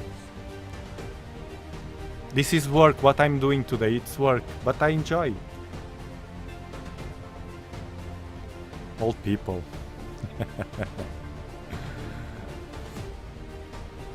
I want to have a good old time frame. Like you, doing astronomy and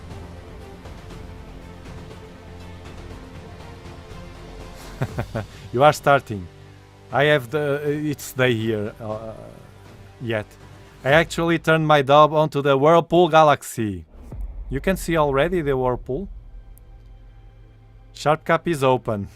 Do you want to share that with us? Grab the camera and share that with us. I put you the link here. Share the Whirlpool with us. Don't be afraid. We don't hit anybody. Hello, Jason. Oh, I have no idea of Raspberry. Maybe you can with limitations though.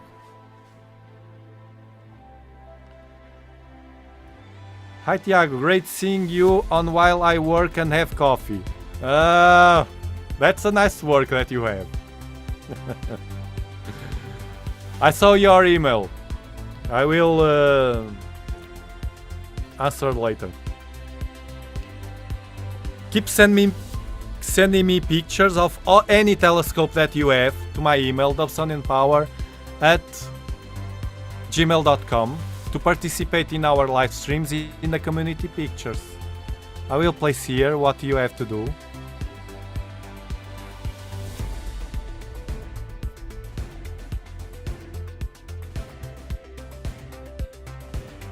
Will not run, shortcut.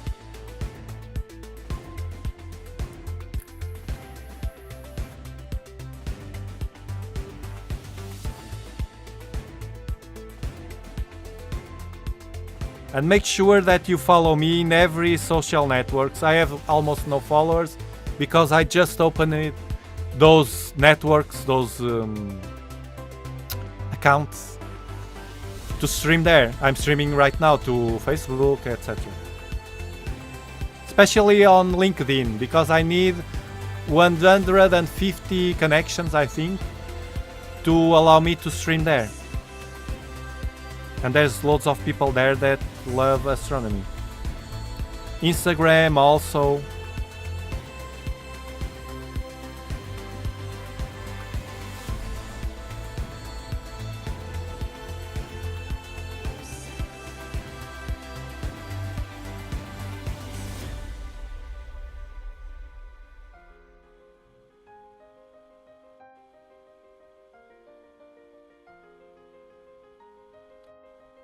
Try with Astro-P.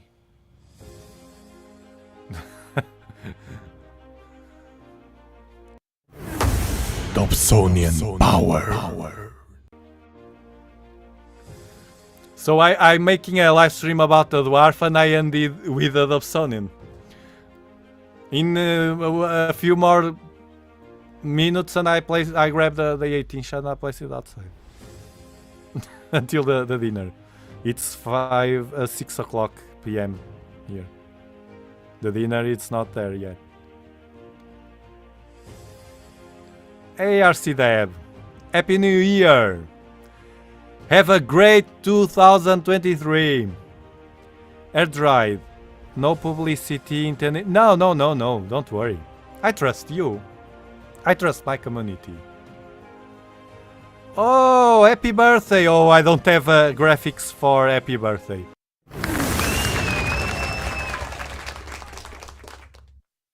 Congrats! Happy birthday, Mazif! Another telescope for birthday gifts? Hope you're having a great day, Mazif. You deserve it. Even that you don't have the sky open, clear sky, I don't know. Enjoy it in other ways. Hello, Tiago.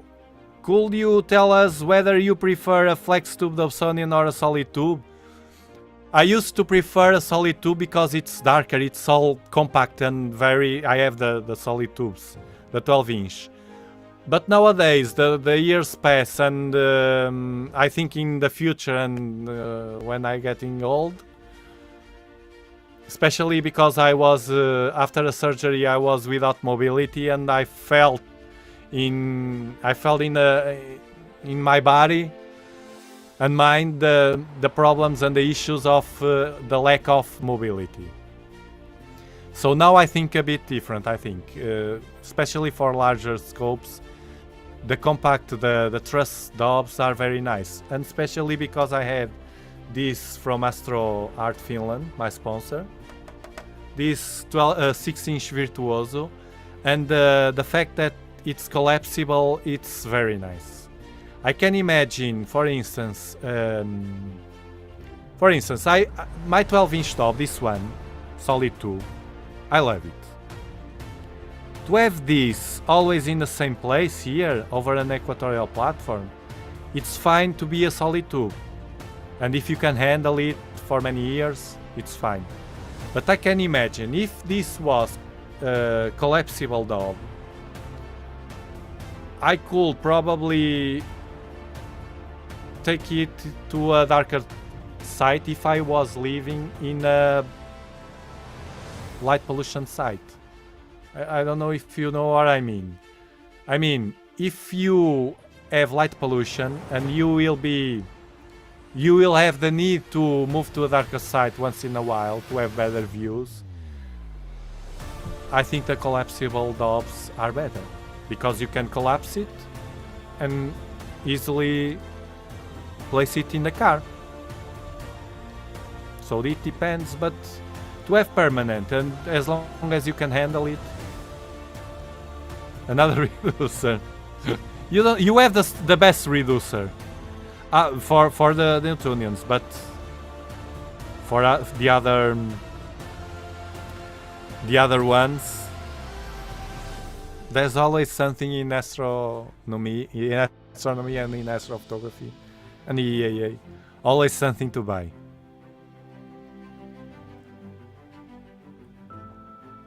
Interesting. There's an alternative to Shark for the Raspberry Pi. It is called Astro DMX Capture. Not as full-featured as Shark, but it will let you image and works okay for planetary. I didn't know that. I'm not in the Raspberry world.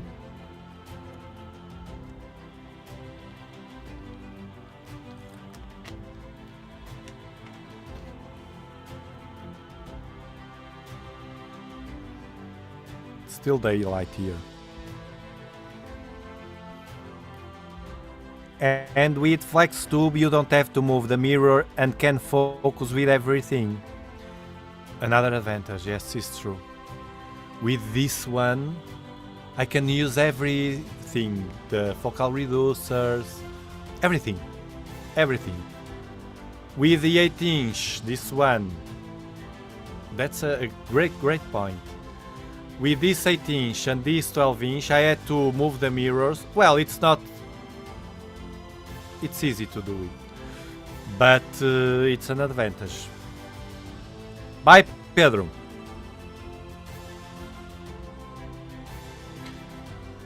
It's probably my desire is to, if I have the money, because that's super expensive, 24-25-inch Dobsonian with GoTo, ready to go here. I would have to make changes here to just push it outside and then push it inside, just like that. Thinking in when I getting old.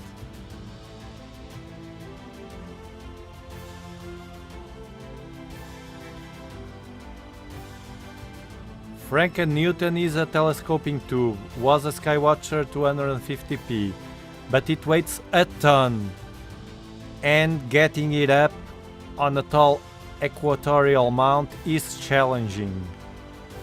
In an equatorial mount is too much for a...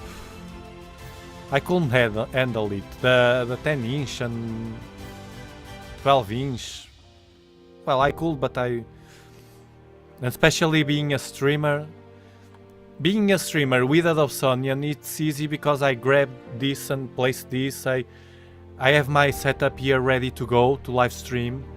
Can you imagine me with a rig, a setup, an astrophotography setup that takes 1 hour or half an hour to mount, to get ready to go? I couldn't live stream as I do right now because I was thinking some days that I was thinking, well, I have to half an hour there and it's so cold, and then to connect everything to the live stream.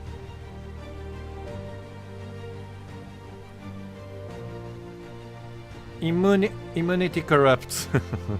I have a 10-inch Dobsonian. I want to try astrophotography. What is a good mount that would allow me to move such a heavy telescope, but with the equatorial mount for something so big? I think the EQ6 Pro can handle it. You have to search. It's 10-inch. You remember that you have to. If it's to be permanent in an observatory, but I can't have anything permanent. I live in the middle. I don't know how you do, those that live in a country. I'm surrounded by nature. Everything that I live outside, for a while, it will be invaded with insects, with bugs, different bugs, spiders, rodents that come, birds, everything comes to my house. I can't leave a telescope outside. And even here in the observatory, maybe once a week or so, I have to spray everything in the entrances to avoid spiders and things to get in. I don't know how they do to get in, but they do. And I don't want to be with spiders inside my telescope. Yeah, you see? Madzif knows very well. Listen the people that has those telescopes. They are the ones that know. I use an EQ6R Pro on Franken Newton. Yeah, that is a great mount, but it's a bit expensive, of course. But if you have the money. Astrotib from France. It's nice this stream, just chilling and talking about our thoughts. You see, we end up this live stream from DWARF Lab. They will see the stream. Me talking about the product they sent to me, and they will think, what is he talking about? Dobs.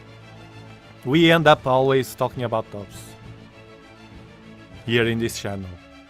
But I will be doing videos, editing videos with this, with the results with the DWARF Lab. I will keep you informed, honestly informed, of course, with my feelings and my progression with this telescope, this tiny pocket telescope, and I bet that it's on the right path. And the ones that bought it, don't worry, because they will upgrade the firmware and the solutions will be implemented step by step. Of course, we can't expect the team to do everything right away. We have to be patient. We are not nowadays, but we have to be patient. It worked, but it was at the limits. I used 4x 100 pounds counterweight. See? I eventually moved to a heavier mount with 60 pounds payload, you see? It's a very important amount.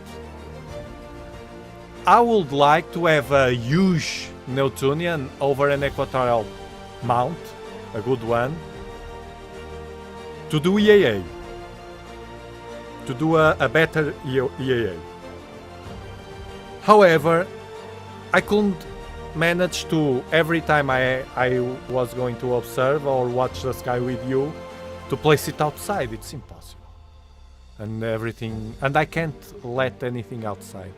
Besides, I don't know you, but this the summer here is super hot and everything gets burned.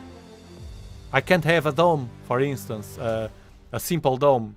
To have a dome here, I had to make a super professional one in super professional materials to handle all the heat, and then it was full of heat. And during the summer, it's horrible here. They make a wheelie cart that you can scoot it around with, but it isn't inexpensive, of course. Dobsonian power chat. I'm crazy to do this. Dobsonian power. This is good for the ones that are coming from your jobs, driving or something, and listening to positive stuff instead of the news. Instead of turning the news, you listen our live streams, and one thing I promise you will get a good feeling here always. Always positive. Yes, that's a problem that I face. Big newtons on equatorial platforms will be affected by the wind a lot. I can't use my 12-inch Dobsonian with lots of wind. I plan to build a rollaway shed this year. Then please, Linux, send us the pictures. I think I will have to do something like that for the future for my 12-inch. If I can't have the money to buy a 24-inch go-to Dob, I will accept my reality and I will place the 12-inch here over an equatorial platform, ready to go. Please send me the pictures then. And keep it, all of you that didn't send me the pictures of your setup for the community pictures, like this one, look how my Zif took a nice picture of his setup to our community pictures. Look, I have the setups. Look this one. You see? Hold on. You see? Because if you send me those pictures, you only send me once. You took a good picture. It can be, sorry, it can be with you in the picture, if you want, for us to know you. If you don't want, we don't mind, and you take only the picture of the setup, like this, or this, and you send to me, and every time I show the pictures you send me to the community pictures, I pull this setup to show the people. For instance, we are going to see now pictures from Adzif with the 10-inch Newtonian. This is the 10-inch. And someone that come to the live stream and doesn't know Madzif and doesn't know me and anything, and will see, oh, look, I have I'm thinking in buying a Newtonian, a 10-inch. Let me see the pictures. They will see the pictures of Madzif. They are very nice. They will see the rig and they have an idea what to expect. Look how well the cable managing is done.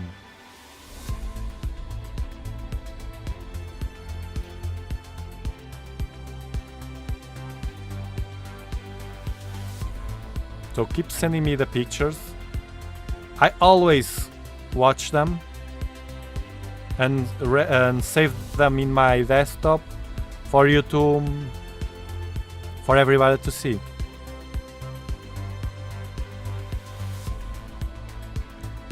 Adriana, and do you all find the helical focuser okay and stable on the 6-inch Virtuoso? I saw a 5-inch Virtuoso GTI with rack and pinion and a solid tube, but since I am new to this, I have no clue which is better. Very nice question. Now, I think this is the best solution. For the tube is to do this. No, not this. Not this. Where do I have it? I have it on the video. Hold on. I have it here. I have a picture.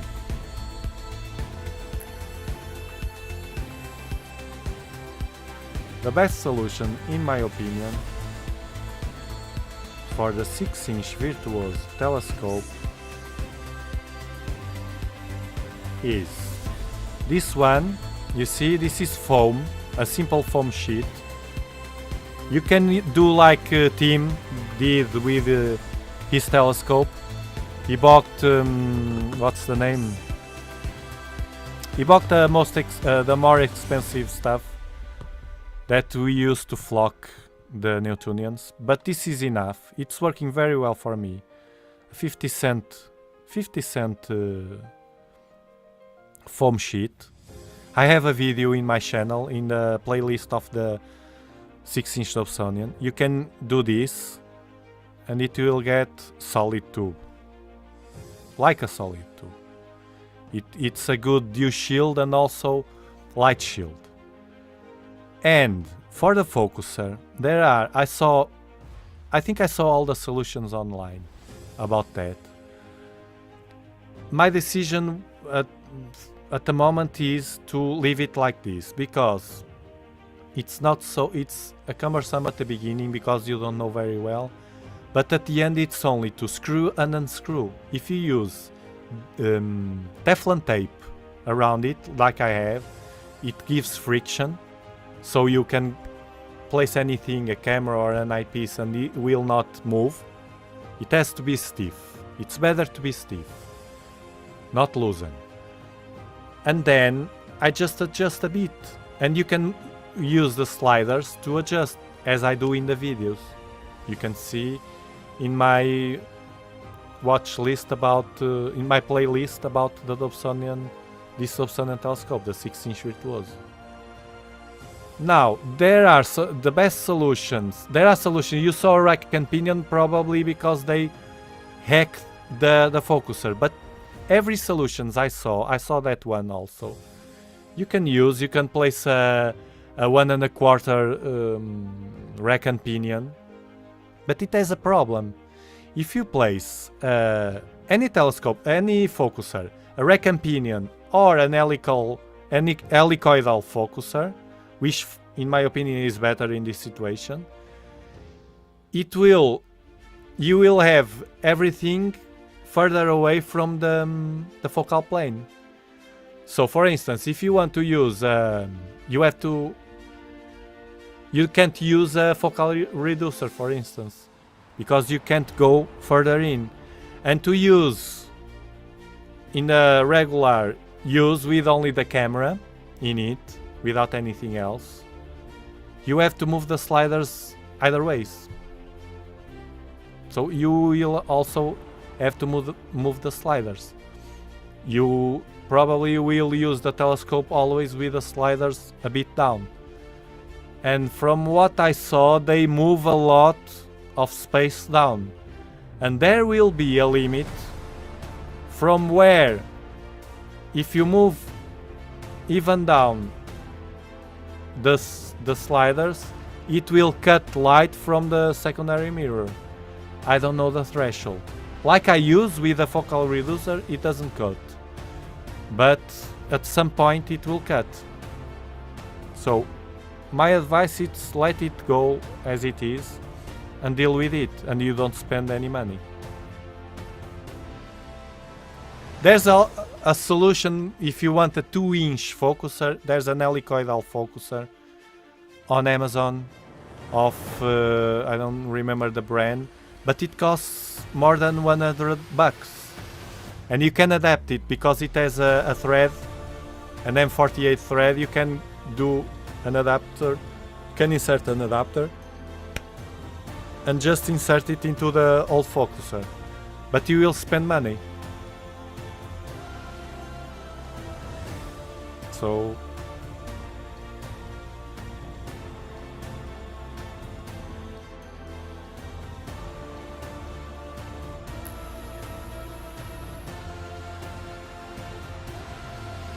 I'm not building a roll-off roof. Yes, I know. I'm rolling the whole shed out of the way. Expect pictures, video. Yes, I understood that. And that's what I will not, I don't know the future, but I think I will not do a roll-off also. Because of that problem, everything that I place outside, the roll-off will have breaches for sure. To make a roll-off, I would have to seal everything very well. I don't know. We have spiders and stuff all over the place. Weird insects. Funny insects also. Alright. Jocelyn Picardo. I just ordered my first 8-inch Dobsonian. Thanks to you. This has been a funny journey.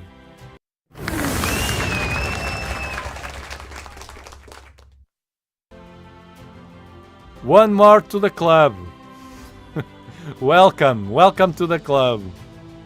Send us pictures if you take any. Even with a smartphone you can send us for us to have a record of your pictures for life. It will be funny in some years from now to watch those pictures again. I have them all in a folder.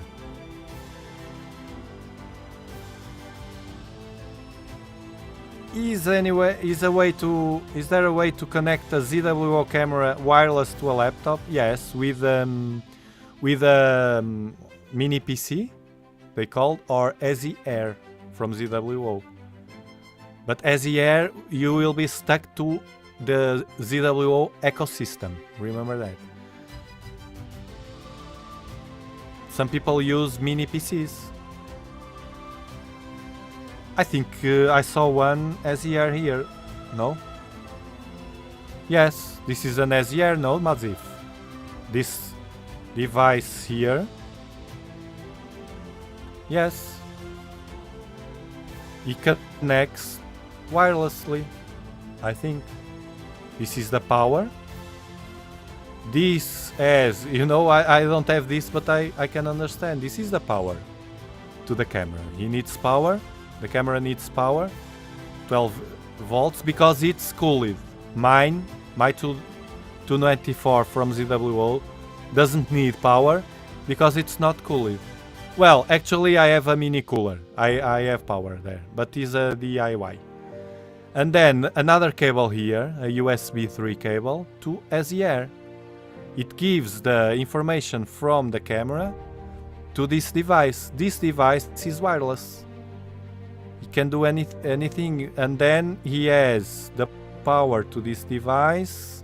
I can see here, which comes through this tube.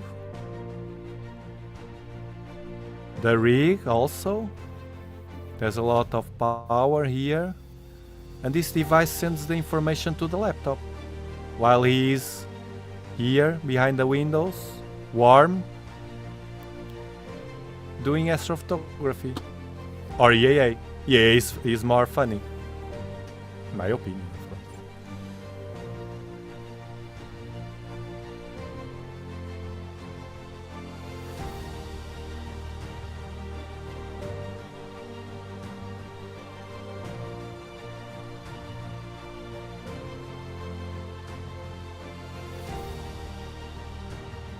So congratulations for your 8-inch Dobsonian. You see? As here. Or alternative. Yes, there are people that use the mini PCs they buy. If you search on, for instance, on Cloudy Nights, for sure you will find all different devices, the best ones.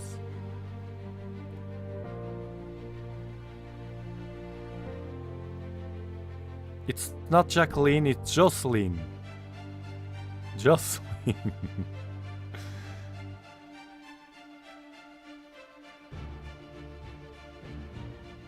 Well, we don't know. Yes, it's a woman. It's a woman. I agree, more woman, and it is still on the way, but as soon as I get it, you guys will see it. Yes, take a picture, as I don't know if you listen this. Take a picture of your setup with you. If you have shame of being in a picture, don't put yourself in the picture and take only off the setup. I always tell to send a picture with you for us to know, because I don't have a shame of anything. I'm here on camera with you, with all my defects.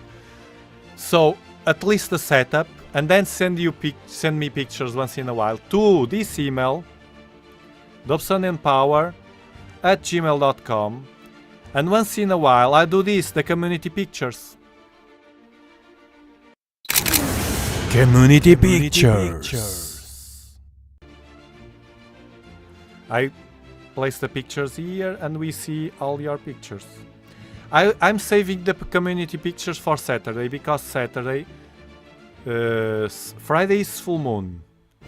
Saturday will be 90% of moon, and you saw yesterday how 90% is. It washed out everything, the moon. So I probably on Saturday, if the weather allows, at least the weather, I think it is, let me check. I will be streaming either ways. Let me check the weather. Raining. Well, but this sometimes changes. Well, if it's raining, I will not be streaming. Yes, it's raining for Saturday. Blah, blah, blah. Raining at midnight. Well, sometimes this changes. If I see on Saturday afternoon sun and not clouds, as they say here, that means that it will be better probably at night. We'll see. We'll see. If it's good on Saturday, the weather, I will be streaming pointing to the moon, and eventually bright objects like the Orion Nebula or something.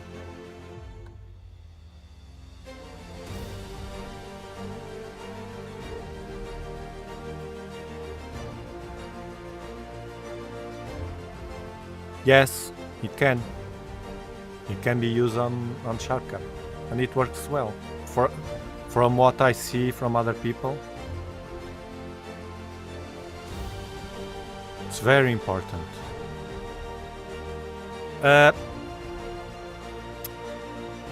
In this one, I decided not to put a fan. I will tell you the difference. This 12-inch, it's very important. Should have a fan, at least one fan. Mine had a fan from the original telescope was bought with a fan on it. This 8-inch, the same thing. It had a fan from the store. Okay. If I had this telescope or this one without a fan, it was one of the first upgrades I will do straight away. Actually, Samir is Anaximandros is doing it. How is it, Anaximandros, your upgrade with a fan in the 12-inch? He's doing it. Is highly recommended. He lives in an island. It's Canary Islands, and near the ocean as I am, we have loads of air from the ocean and that haze and stuff. And the fan helps to, on those nights, helps to avoid that, or to delay at least. So it's very important to cool down faster. And also, I recommend to do a cap, like Samir has here, and I have also, to use this in every Newtonians. This on every Newtonians, this cap. See, a simple cap. You can use a shower cap, hold on. This cap, see? You can use a shower cap, but I recommend to buy a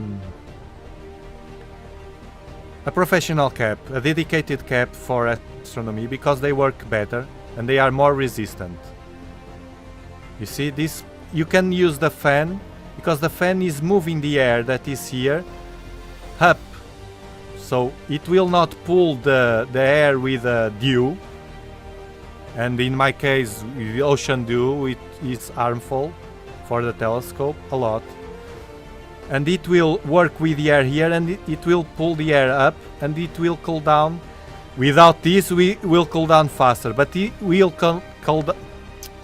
cool down either ways. This one is slower, but it's not much slower. And it will protect from everything, especially in my situation that I move the mirror up. It protects from the light, because when moving the mirrors up, it will open a space here that allows the light to enter, bumping in the tube, straight lights, bumping in the tube and affecting the views. As I have now, it will not affect. Look, I have also a dedicated cap at the bottom, and the fan works fine. And in this telescope we can see here, but I have it also. Now, for this telescope, I decided it has no fan. I bought it.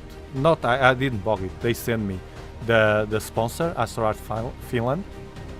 Excellent sponsor, by the way. You should check if you live on Europe to buy stuff. Always check their website, astroartstore.com. And this came without any fan. Okay, any fan. I decided not to place a fan because I noticed it, and I have this for a while. I noticed that this telescope, the 6-inch, has a very fast cool down or warm up, an acclimation period. It cool downs very fast.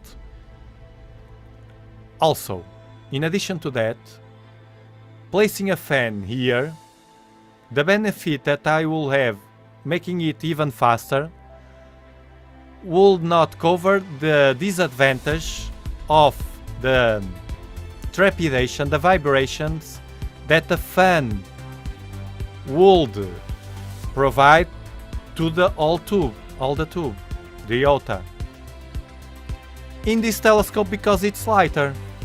In the 12-inch and the 8-inch solid tube, I feel no vibration at all. I tested with the fan off and on, and it's exactly the same because the fan, and it's very silent. I have to check if it's working. I have to place my ear like this at the bottom to listen. So it's very silent. So to those telescopes, 8-inch, 10-inch, 12-inch, 6-inch solid tube also, but to this small telescope, the 6-inch Virtuoso, I don't recommend. You don't need it.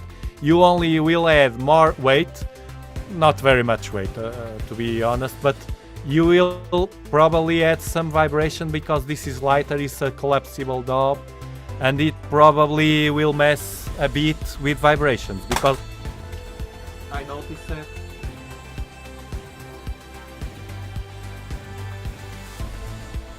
I noticed that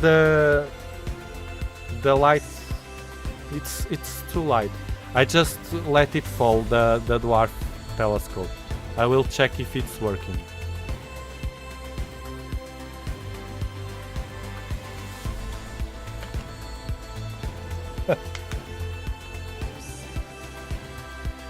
I bumped it with the bottle, and I just let it fall. Let me see if it's working. Yes, it's working. It's working. You see how easy it is to connect. Now we connect with the application. I will disconnect it. I will not stream until... I don't know if I will stream again with this. I will record video for sure for you to see it at night, but I will wait until the full moon is gone, because I don't know if those hot pixels can be faded, can be less visible if I take the pictures in a darker night, because I tested this yesterday with a full moon, with the moon super bright.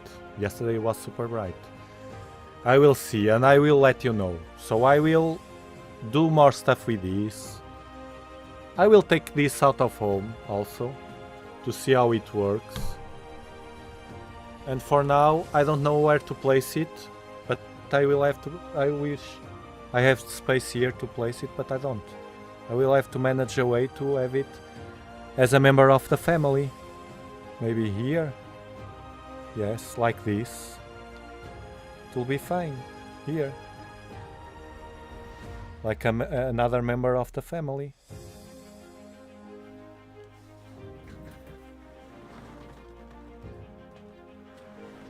Well, it handles... It's shock proof.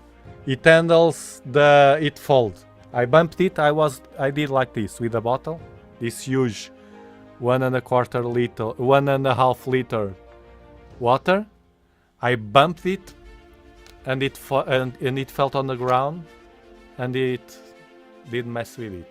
It's good for hiking.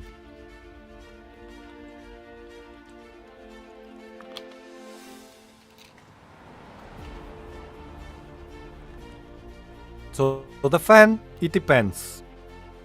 If you use a fan in a solid tube like mine or a big Dobsonian or Newtonian, let the fan on always. In a cool down period, during the observation, and then when you start a telescope, leave the fan on. Because it will it will release the rest of the air, especially if it's dew. If it's dew outside and I store the telescope, quickly, even with the humidifier here and everything, quickly it gets all foggy, the mirror with the dew. And I leave the fan on, and it takes less time to get rid of it. And I only cover the telescope with a cap when I point a flashlight and I see that the dew is gone. I have to do this because living near the ocean, I know that dew is harmful. It has salt and I don't know what more. So I do this to preserve the coatings of the mirrors, and once in a while I have to clean them. ZWO autofocus. Ah, maybe. Mazif is not here now. Maybe it's the autofocuser. Maybe the Azier. It's bigger, I think. Let me check. Let's see it. Let's go to my sponsor website.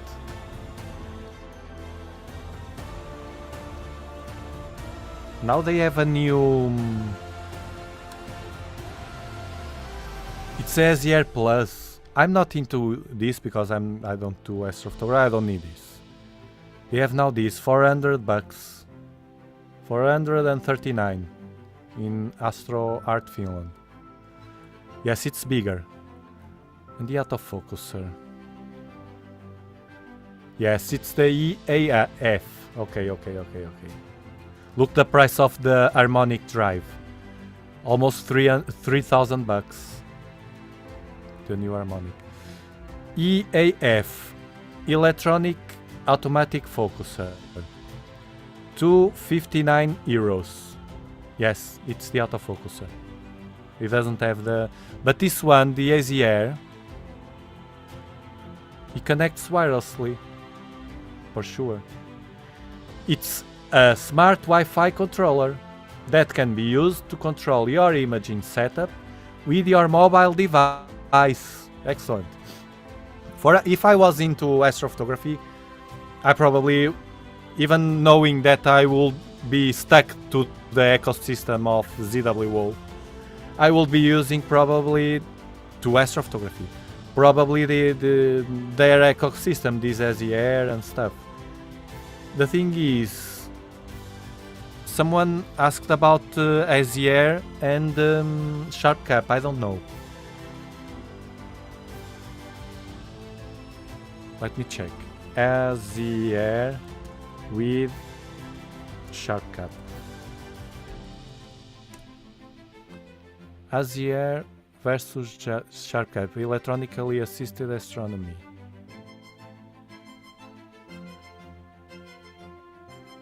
Versus.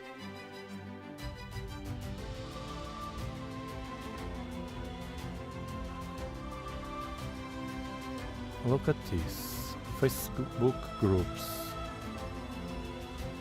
Getting closer to figuring out the EAA with Sharp Cap and AZR. So far, this is from David Crow in 2019. So far, I run AZR on phone on my Chromebook. Then use a program called Drop LT on the laptop, which monitors the AZR on a network and automatically copies the fit files to the hard drive. You see? But this is a cumbersome.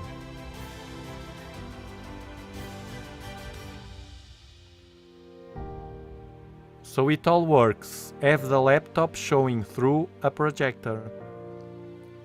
EAA with AZR works. So this is the answer. It seems like it's not a straightforward solution. A straight solution, but it's a solution. It works. It's possible.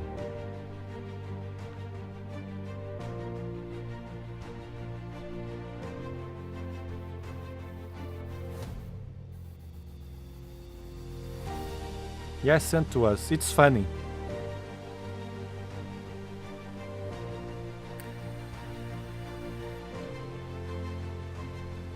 Can you please create a detailed video on how you set up the telescope and applications to view live? What telescope? The DWARF? Or the Dobsonians? I do that every time in the live streams. What do you want to know exactly? I have loads of videos. Subscribe to the channel. Watch all the videos. Choose the playlist. Go to the channel. Look. You have here. I'll show you. Just have to find it. You go to the channel. To the Dobsonian Power channel. subscribe. Here, subscribe. You go here. You have videos, shorts, live, playlists. You go to playlists. And you have here. Telescope Total Beginners. Start here.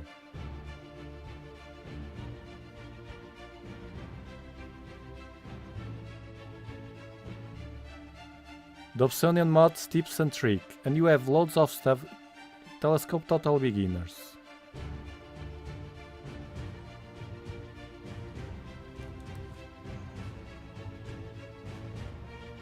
View full playlist. How to use a telescope. 5 mistakes Dobsonian telescope beginners make. How to get focus with your telescope for beginners. How to use a barrel with a telescope for beginners. Should you buy a barrel lens for your telescope? 2x, 3x, 5x. What telescope aperture should you buy? Top 10 amazing sky objects for telescope beginners. How astronomy helped us to deal with illness. This is a emotional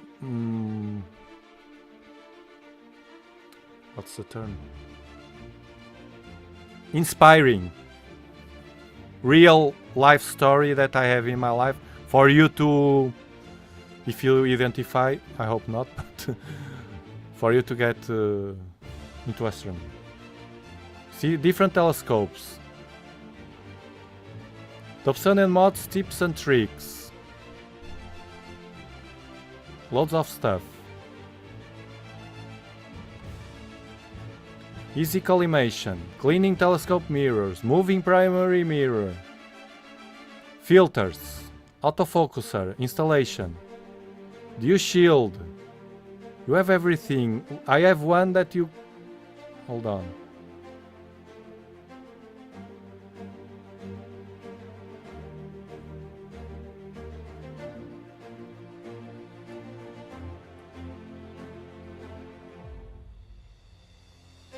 Hold on. I will show you how to set up.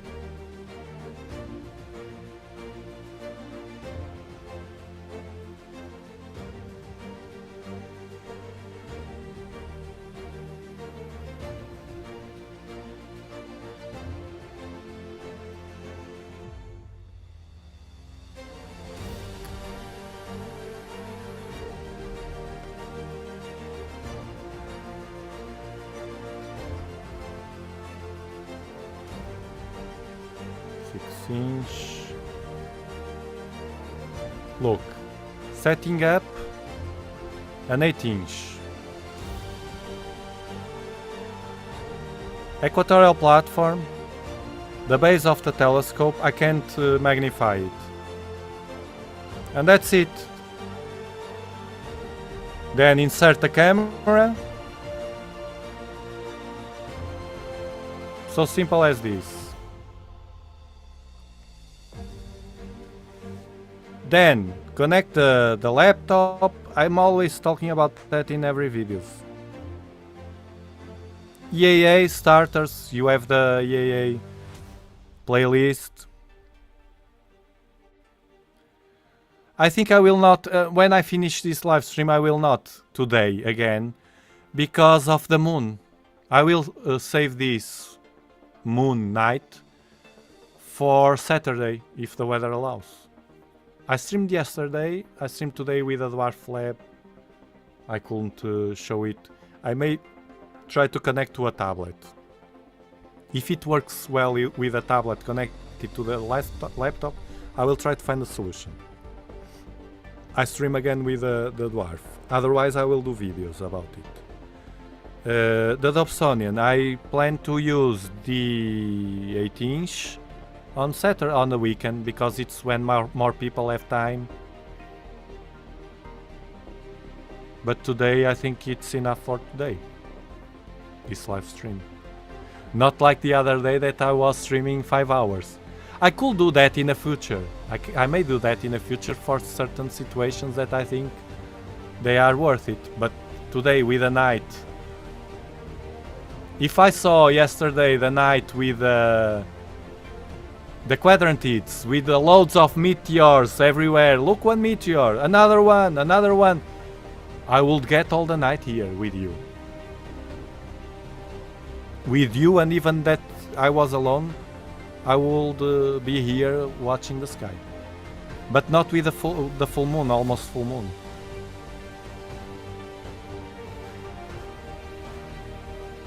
Yeah, with the phone.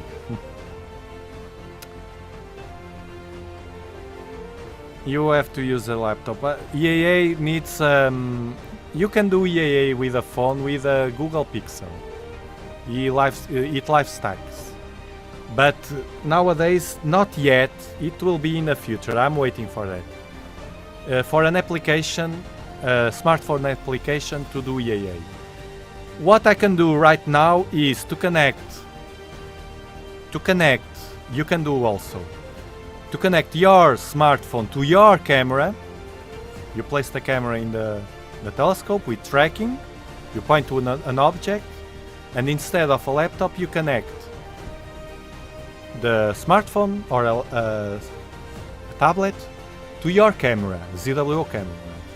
And using it has to be a ZWO because you use a software that they have, an application, which is you download from Play Store, is AziCap. But with that application you can see everything in real time, but not live stack. That's the problem. When they improve that application to live stack, yes, we can do a decent EAA session, because like this you can watch from your tablet only the brightest nebula, like Orion Nebula, Dumbbell Nebula, and not very sharp. Of course, the planets, it's good to watch the planets in real time. That is better than the dwarf. Then the moon.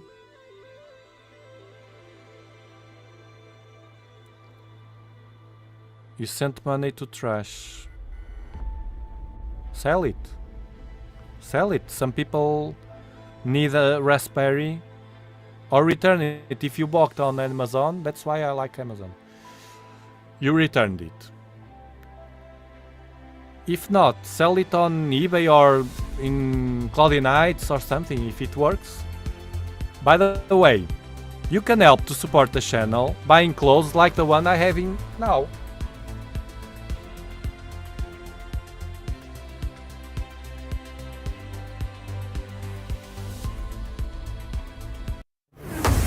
Dobsonian power. The Dobsonian power near your heart. Don't forget that. You have my stores, international. You can buy from anywhere in the world. This I have also one of these. To men, to women. You see the Dobsonian power? To children, to your kids. They are not expensive. Accessories. You see? They are not expensive and you help to support the channel. Thinking that. You can also help being a member. I have loads of members, which I appreciate a lot. And for only 99 cents a month, it's about 1 year, 1 full year, 365 days of the year. You help this channel with 12 bucks.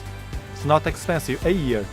You can cancel anytime, you can plan only 1 month, you buy only 1 month and that's it, just to help here and there.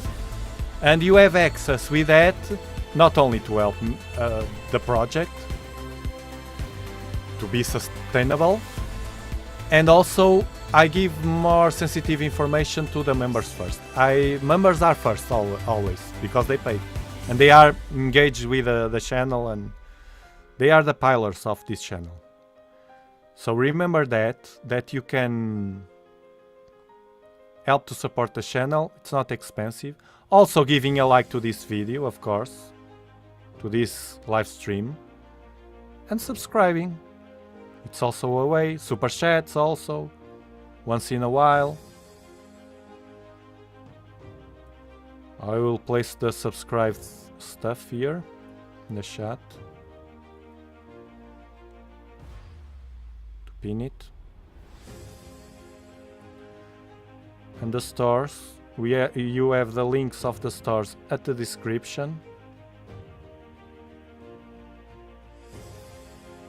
And also international stores, and also here.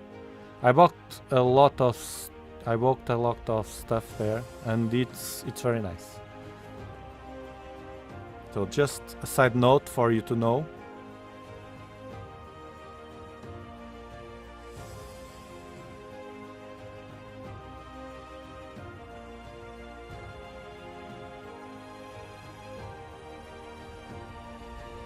Oh, it's here, Mazif again. Azier has its own capture suite.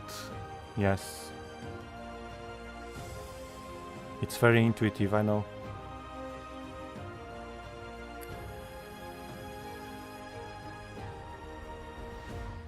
Only works with a dedicated application. It's a good application though. That includes focusing, polar aligning, etc. Less flexible than SharpCap, but I like it a lot. I guess in Emerald Hill Skies they use SharpCap with Azier. Ah, maybe. I don't know what happened to Doug from Emerald Hill Skies. He left Cloudy Nights, he stopped talking with me, I don't know. Doug, if you are listening, say something. Buddy. Left everything.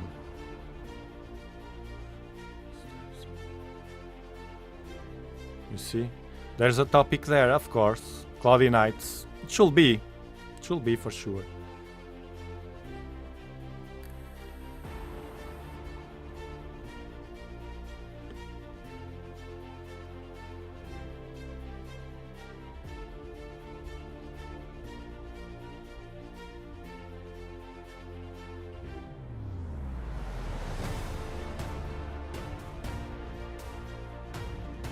AZ071MC Pro.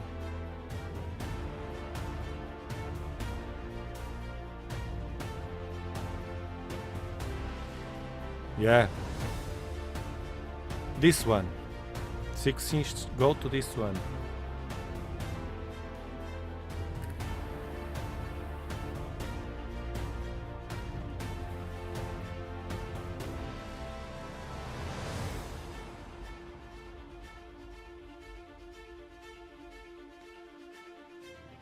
Jason, yesterday, Tiago, you were telling about Elgato's Stream Deck problems and you take it back to Amazon. For my example, I don't understand. I want to return one item that I didn't open.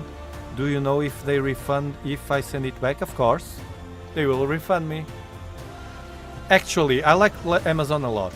Some people, I don't know why, oh, Amazon, astronomy is not for Amazon. Look, the astronomy companies, some astronomy companies sell on Amazon. Celestron, stores from Europe that sell there. Expo Scientific, loads of them. You just, especially you that know already the brands, it's super easy to buy there. And it's a very nice, here in Portugal, I suppose in Spain it's equal, I suppose it's all over Europe. But here in Portugal, for instance, I buy this on Amazon, this microphone. On Amazon, I buy it on Amazon Europe. I test the microphone, I open, I test it. I don't like it. I open a return. I have a long time to return. I think it's a month or something. I open a ticket with a return. It's open. In the 2 days after, there's a guy here in my house. I don't have to go anywhere. There's a guy here in my house to pick up the microphone and they refund me.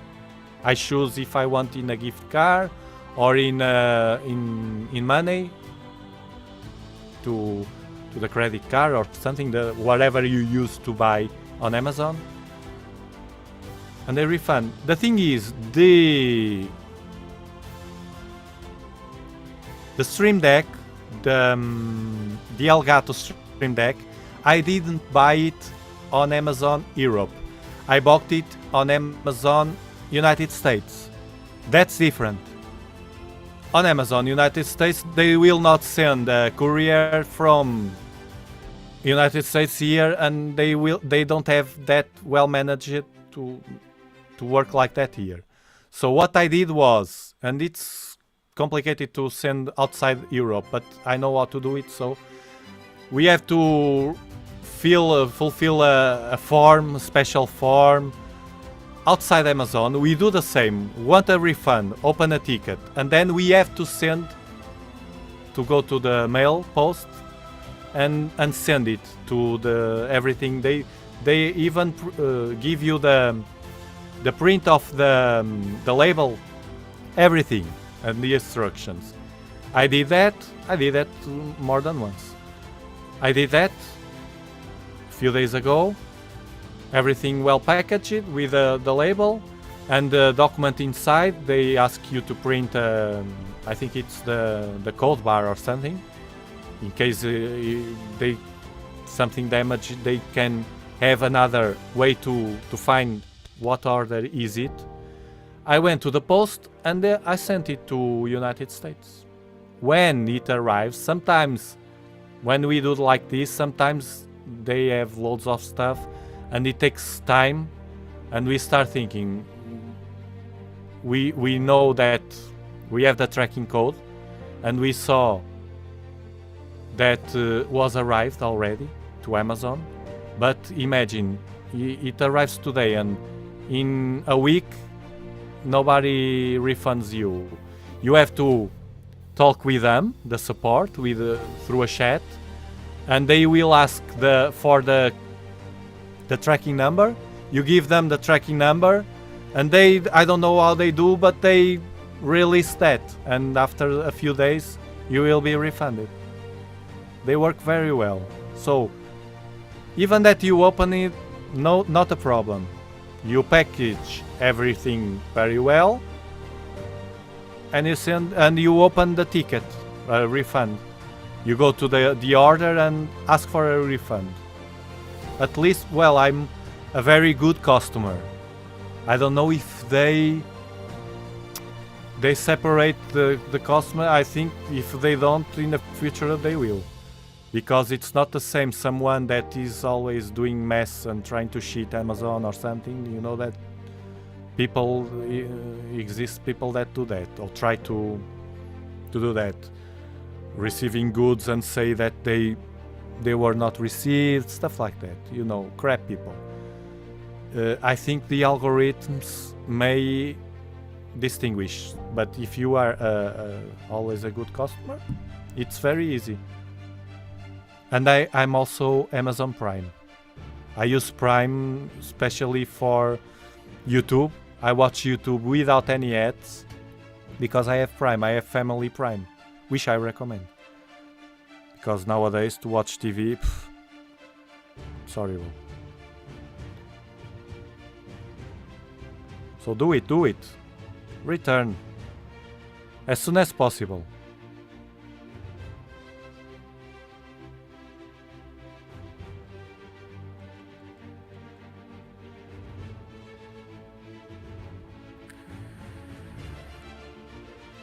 You attach it. If you have the screws, the threads already, you can find it on Cloudy Nights for sure. Many people.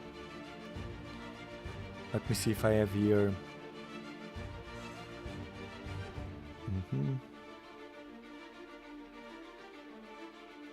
To show you.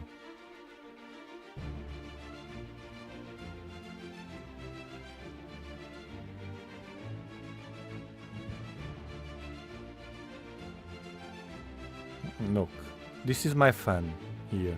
Hold on. This is my fan here on the 12-inch. This is a counterweight. It's heavy because I have to have it. This has 4 screws here. This structure, the mirror cell. You should have already, at least Samir has those screws, threads already there, even that you don't have a fan. If you don't have, you buy a fan, you take the measures, a fan that fits here, a good one. Don't buy a crap one, buy a good one, and then you have to take this off and drill. But usually they have already holes for the screws. Other way that I saw is to connect it with something here, 2 screws, holes here.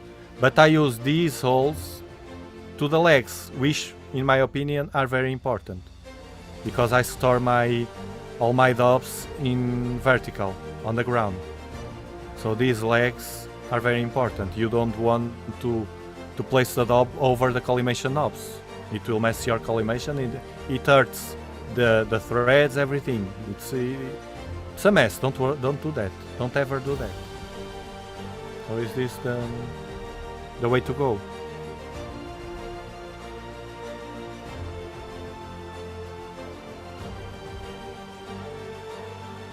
Talal Pro. Hello, I love your videos. I bought a Starbossa 1.25 inch 0.5 reducer and Uranus C camera with a EMX 588 sensor. I will use it with my 150 PDS for EAA and Lucky Imaging in Mortal 9 on a GTI AZ mount. Good. Especially people that lives on light pollution, on heavy light pollution sites like Mortal 9. It's an horrible place to watch visually. EAA is the way to go. EAA, it will allow you to watch objects in the sky that you couldn't watch if you were not using a camera. I think it's very nice. Remember though that using that focal reducer, it's a cheap one, may distort all the field, the edges of the field. But there's a solution for that. I have that in a video, and you will use the region of interest to the good side, of the field of view, the center, basically. Remember that. I use that reducer with, I still use it, with a 6-inch Dobsonian.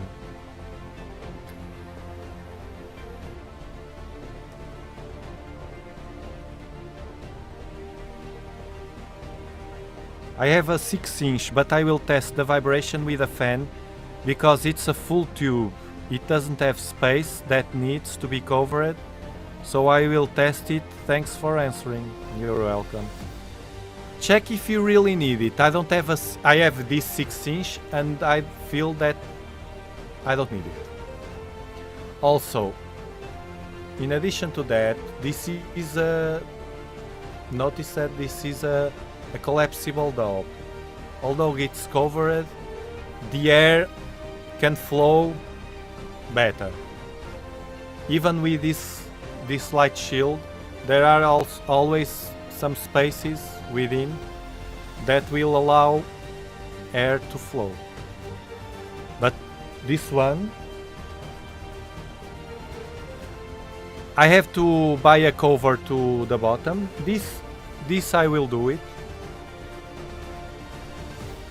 Here, a cover to the mirror. That I will do. But I forgot to do it. I have to ask my sponsor if they have. They should have.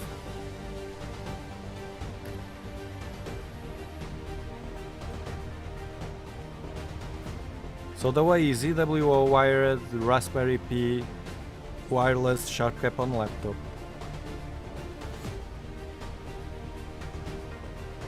ZWO EAF.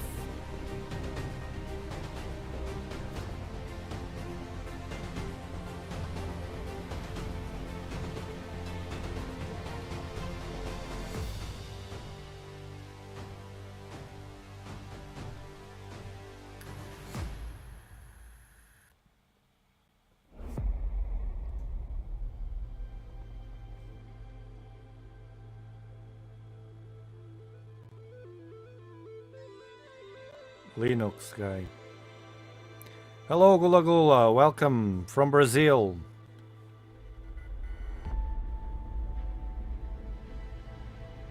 Thank you, Talal. Thank you very much for your super chat. Super shot.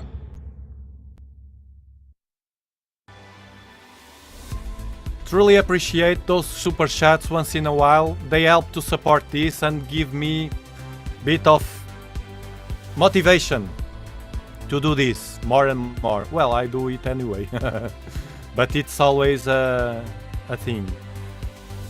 And I always answer you while I can, at least on YouTube and the emails. I can handle it yet, so I will always answer. Even that the channel grows and it's growing, I will be always trying to answer you. Of course, members and people that now is with us from the beginning, and they are special. You are special here. You all that are here now at the beginning of this channel, this is a small channel. You are special. You will remember this in the future. Imagine 2 years from now. Who knows what we have in the world. But 2 years from now, you will remember these times that we passed together here with all this mess, with not connecting this and those problems, the pictures, everything, watching the sky, and you will remember that with joy, for sure.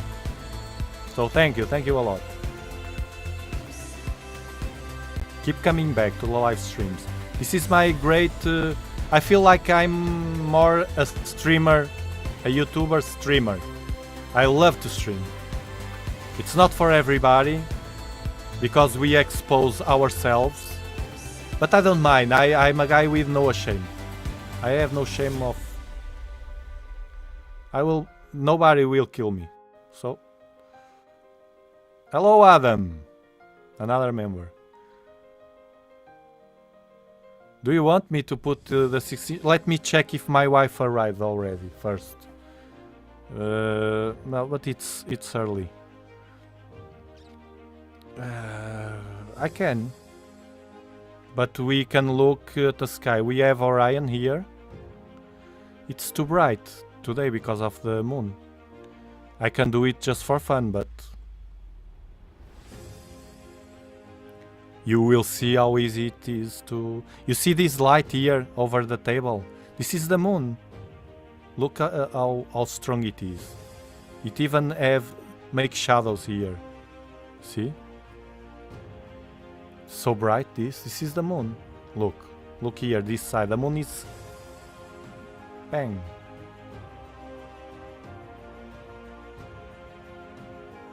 Oops.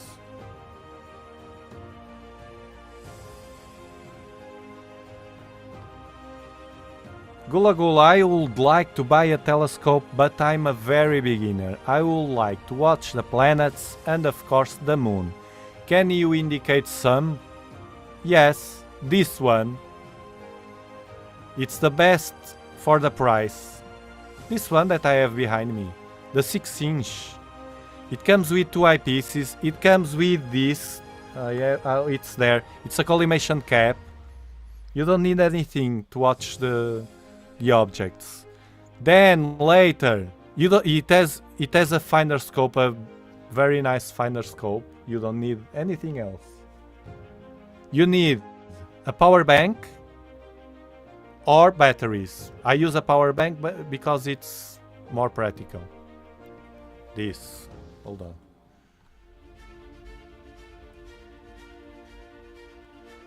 This white thing. Actually, I don't like very much this one. I think this is a bit damaged. It doesn't hold so much the batteries. The one that I have in the description, in all my videos I have my gear at the description. The link you have there, if it's available, sometimes it's not on Amazon, show you other stuff in alternative. If it's there, it's the best one. I used them for a while on my Dobs and they work very well. This one was one that was at the time, but it's not so good, but it works well. And later you can buy a camera and do everything with it. I love this telescope. What he does.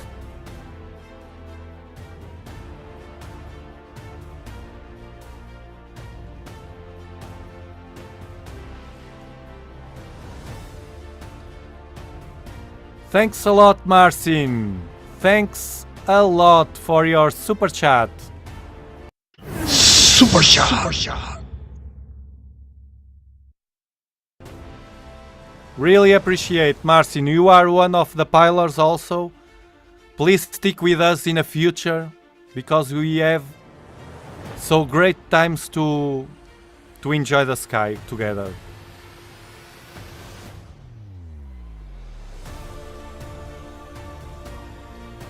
The Dwarf 2 people will watch this stream and ultimately decide to design their own Dobsonian. Oh, sorry, Dwarf Lab people, you are great, but I'm telling the truth. It's good for some kind of people. Actually, there's loads of people that are buying. I am aware of it. That are buying the Dwarf telescope. That have already loads of telescopes. If you watch on the EA forum on Cloudy Nights, the people that are enthusiastic about the Dwarf, they have loads of knowledge and telescopes already, and they do EAA. So it's a nice compliment. If you have the money, imagine that. For me, $400 will not be the same for John or for Peter. For John, maybe $400 it's a salary. For Peter, maybe $400 it's a coffee. You see, we have to analyze things also in perspective. And to have a small, tiny telescope, like I did in the bed, and I placed the telescope outside. Ooh, it's so cold. I placed the telescope. I got inside. And I was with the application, having fun for a while in bed. It's kind of interesting thing to do. So yes, look for the description. I will place here the link. No, it's better not because it's a dwarf telescope. Large telescope live stream. Well, you are motivating me. I will have to place a telescope for a while.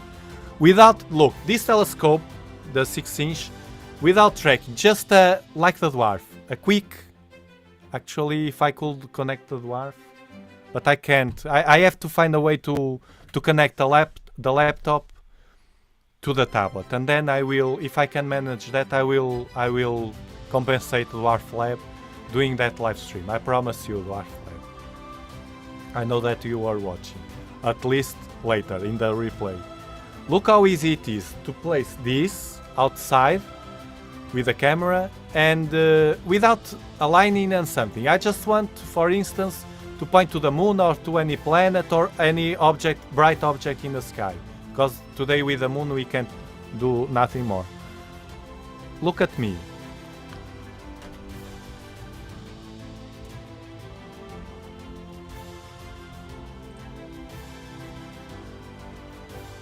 The adapter.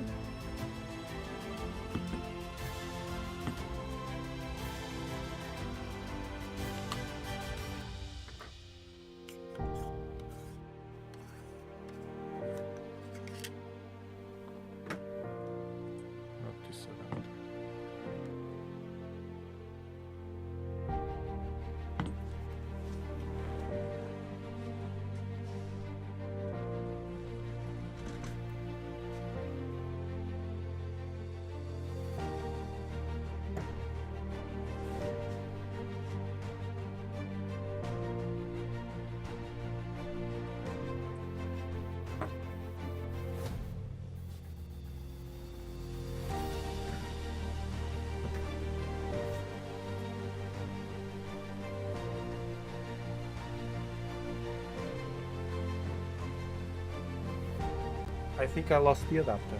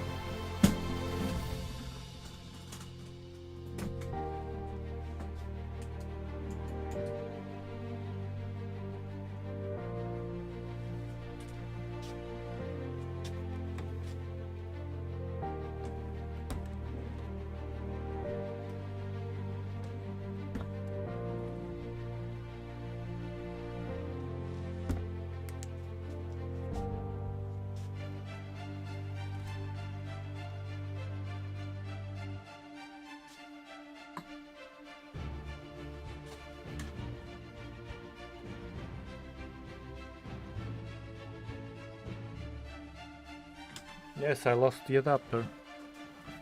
It should have fall to somewhere. This is not the adapter. This is the adapter for... This is a Barlow.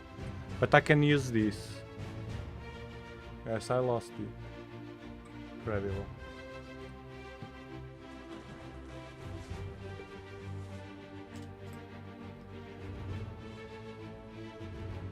Ah, no, it's here. It's in the Barlow. It's in the Barlow. This is... I use this with a Barlow, the 5X. But we can use it without a Barlow.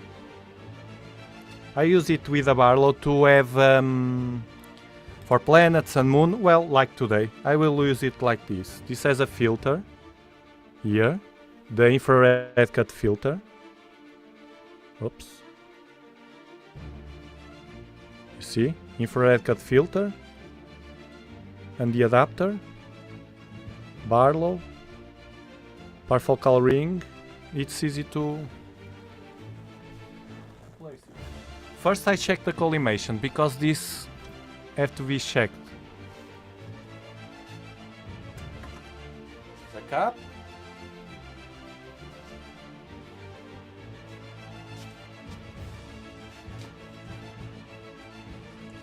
The collimation cap is inside the focuser. It's kind of a protection, a cap. I just point to the light.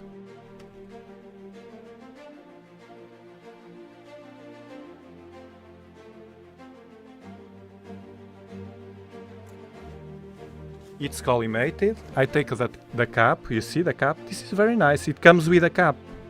You don't need a collimation tool.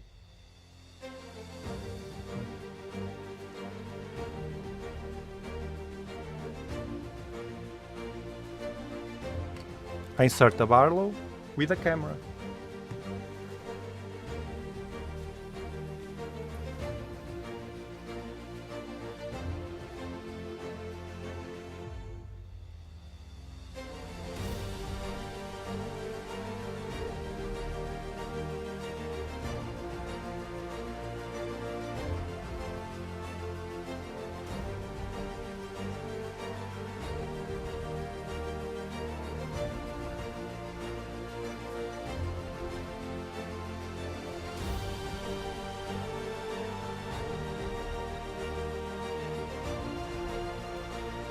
This was the yesterday setup with a Nexus. I just have to unscrew.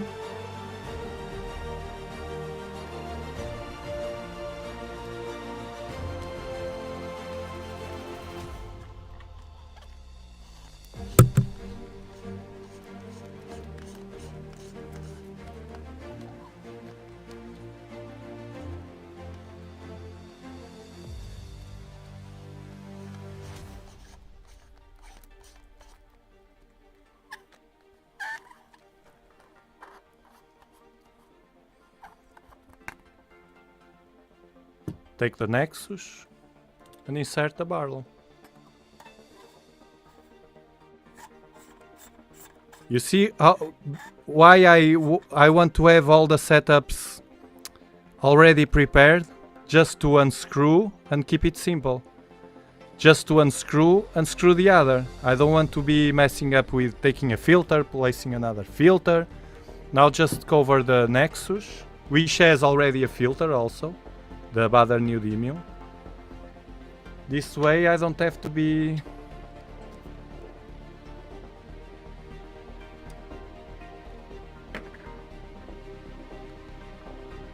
protected. $500 here and the filter. And I insert this, all of this, the telescope.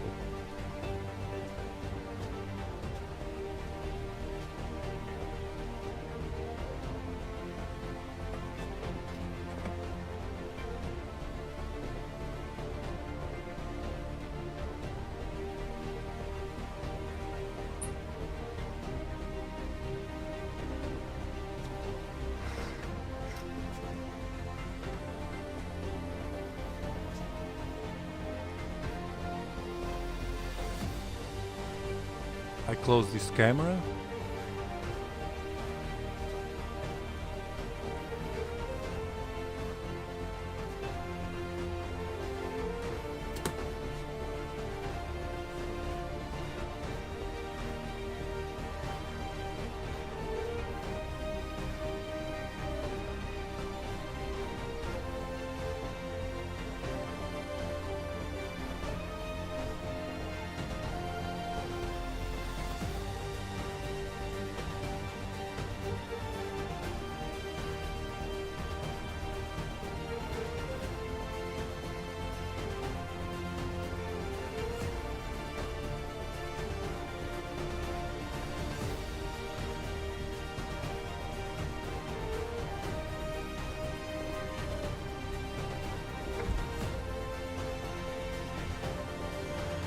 Now this is interesting for people that want or have the Virtuoso. To do a quick observation. You saw I placed the camera, inserted the camera, I connected already. That's why I disconnected the other one.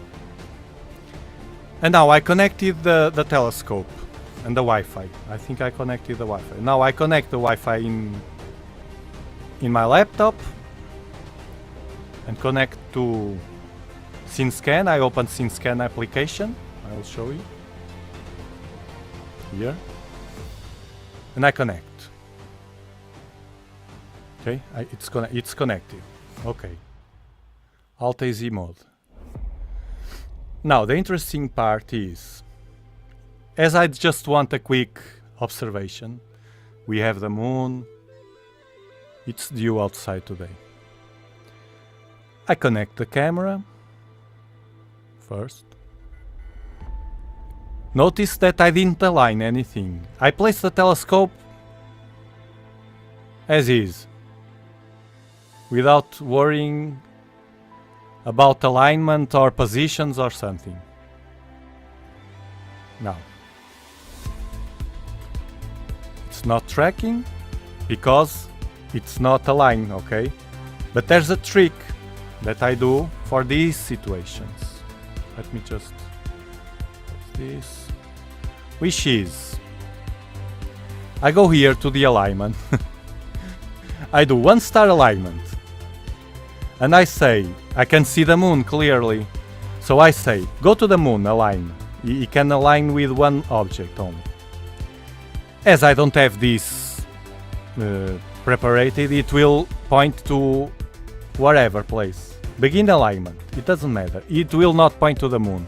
It will point to any point of the sky that he thinks it's the moon. Because I didn't prepare to align this telescope to start, we have to place it in the right, well leveled, and then place it horizontal, below Polaris, then he goes to Polaris. Well, if we choose Polaris. Now, I say, okay, you see, no matter where it is, actually I think it is at the moon, I don't know. It's not focused, it's not aligned, but I said to the telescope here on the SceneScan, yes, it is alignment. It is aligned. Why? Doing this is tracking already. Now that I said, yes, it is aligned with the moon, it's tracking. Look, an object here. It's tracking. Okay, so now I manually, and I mean with my own hands, not with the SceneScan application, I go outside and point to the moon, which is easy, super easy with the finder scope, the LED. Hold on.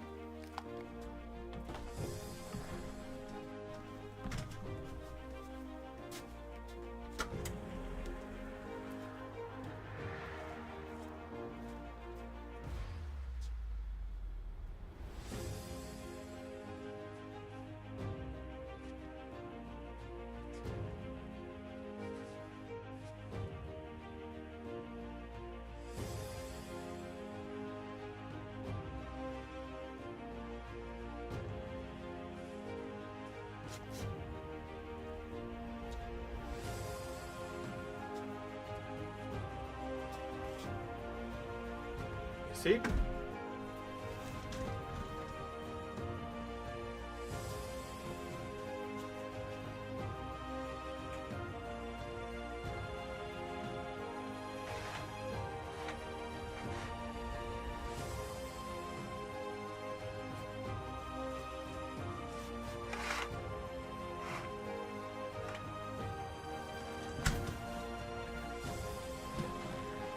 I was storing the all-sky camera.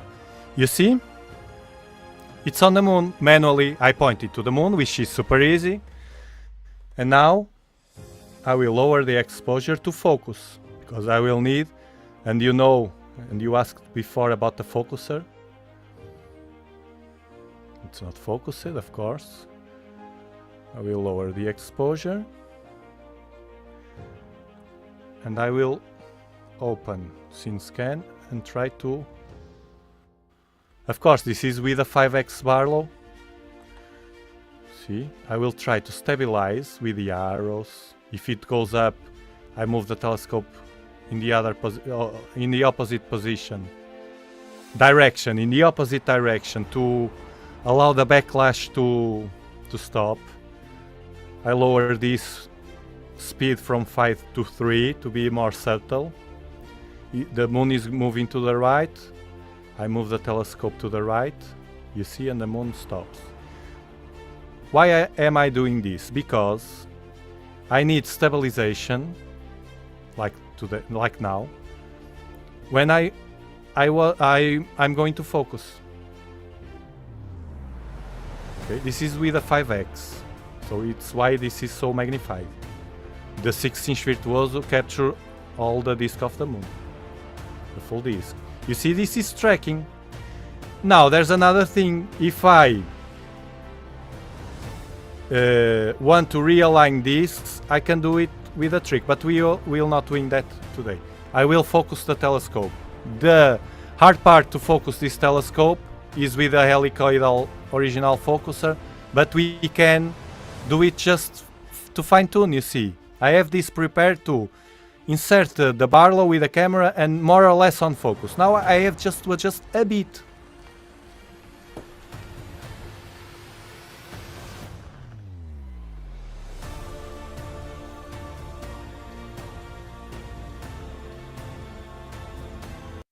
Planet Earth. Continent Europe. Country Portugal. Region Algarve. 37 latitude Bortle 5.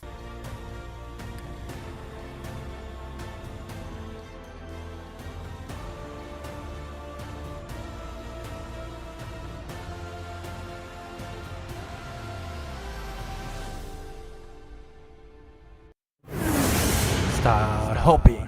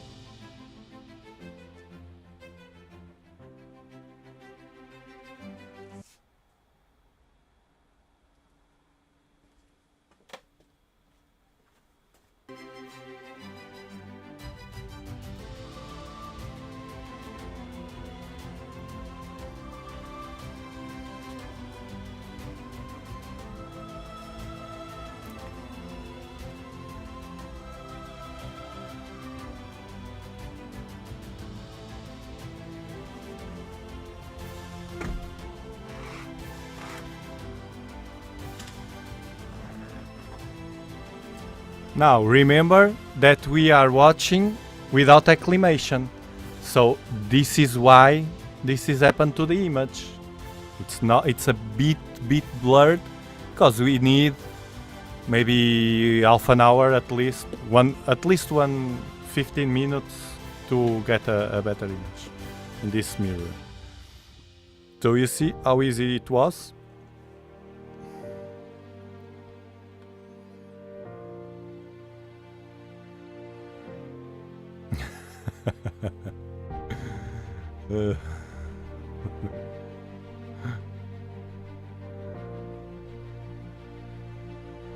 Yeah, hello Ray. I don't like to be aligning. That's why I love the equatorial platform.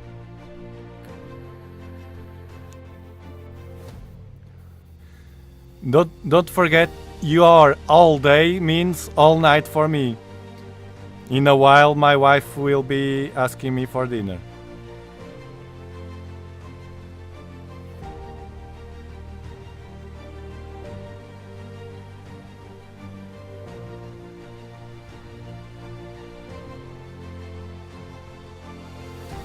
Well, good question. I don't know. To scene scan. Well, I know that I can, if I can connect with SharkCap to cameras. I don't know. Good question. The scene scan works with Wi-Fi. It's different. So it has an IP. Well, I don't know. I really don't know. We'll have to try, but I can't because I have only one scene scan telescope.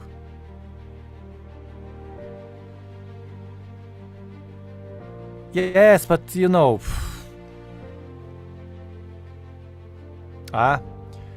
Align sync 1 to 3 star alignment by using align with sync in scene scan application and plate solving. Turn on align with sync from advanced options, point anywhere in the sky and plate solve. Yeah, that's it. That is a trick. No. Where is it? Utility. No, this is the.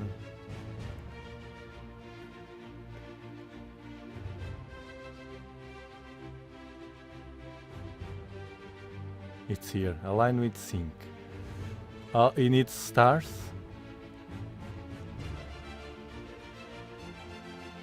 Waiting for sync command. No, it was not my trick. My trick is another trick, but this one could be better. Let me see if with the moon, but the moon it's covering all the disk, all the frame. I think it will not align. I would have to point to another smaller object, maybe. No? Maybe. But I will record this in my brain to use it the next time. Because it's a cumbersome to align. It's not hard, but it's one more thing to do. Yes, it's not aligning. It's not aligning. What I usually do is...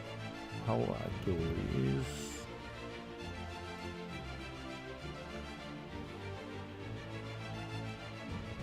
I don't remember very well. Let me see.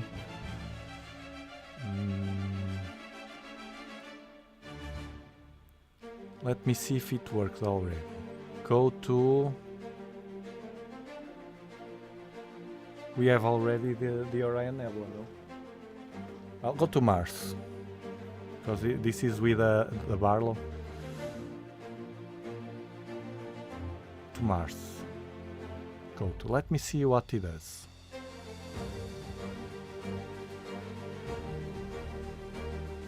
Yes, at the moon and the other objects.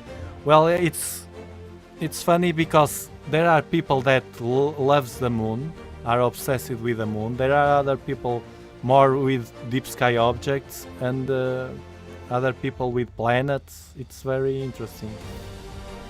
The diversity. No, it's not on Mars. Let me check in a finder if it points.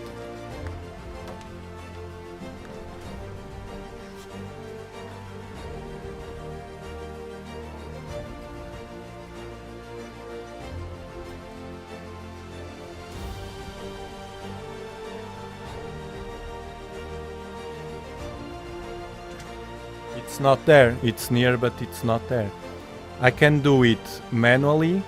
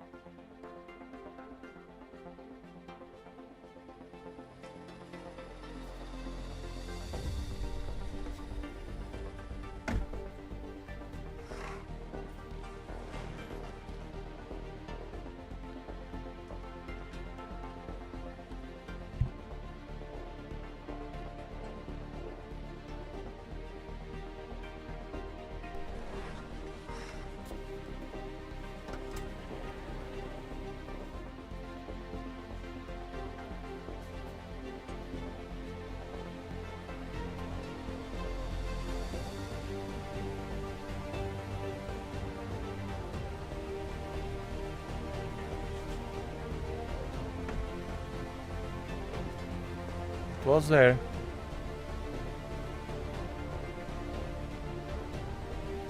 I lost Mars. It didn't align, but I will try on Mars.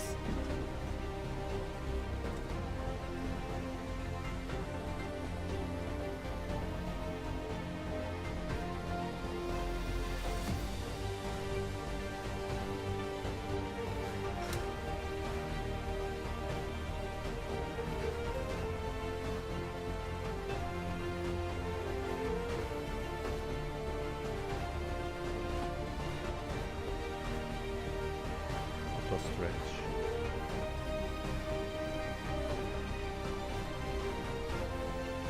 I think it's there.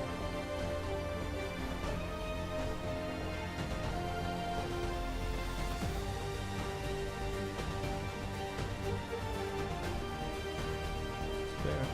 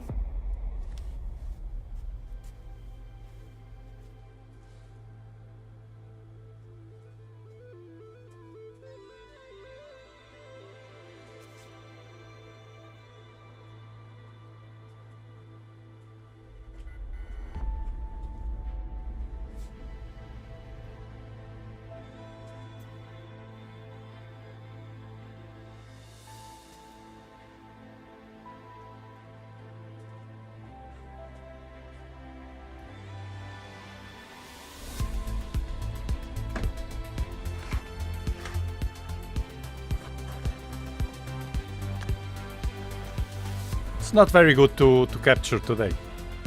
I have fear that people enter in a live stream and think this is with a Dwarf lab, and it's not. That's why I have the ticker here. This is not the Dwarf lab. Now it's the Dobsonian telescope.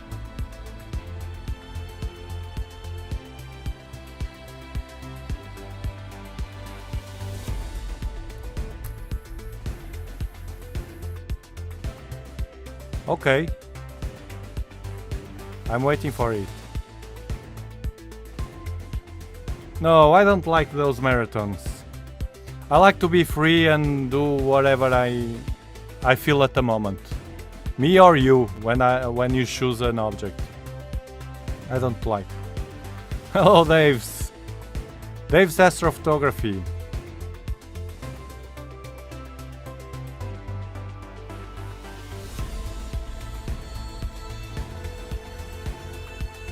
This is not a dwarf lab now, this is a Dobsonian telescope.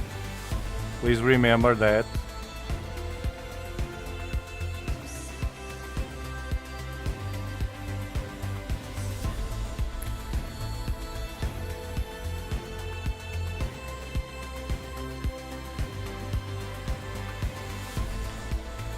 So you see how easy it is, of course, without acclimation.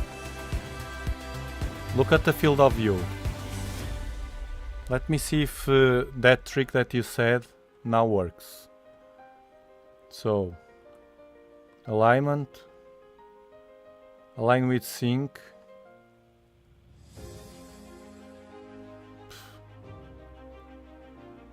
It's not working. Maybe because it's with a Barlow, I don't know. 5x Barlow.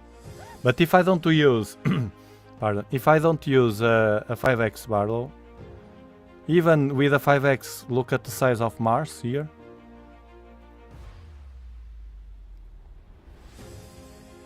We'll have to try this, not the planets, during the night with the Dwarf 2.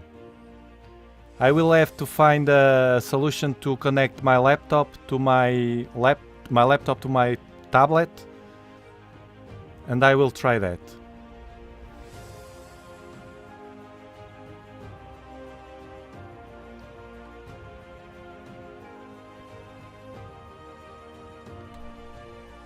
Okay, so we were watching now with a 6-inch Virtuos telescope, but to summarize, this tiny telescope, you will be watching more stuff around this. The Dwarf 2. It's a promising telescope of these kind of telescopes, the robotic telescopes or tiny telescopes or pocket telescopes, that you can grab it and go anywhere with them. Be aware that this is for EAA, for a beginner, and mostly for bright objects in the sky. They have some things to adjust here, but for the price we can't demand or too much. We'll have to wait for them to fix. They are improving, they did the auto stretch, the autofocuser it's better now, some stuff that they improved already. So we have to trust a bit in this company. I like them a lot, and they will improve this for sure for the future.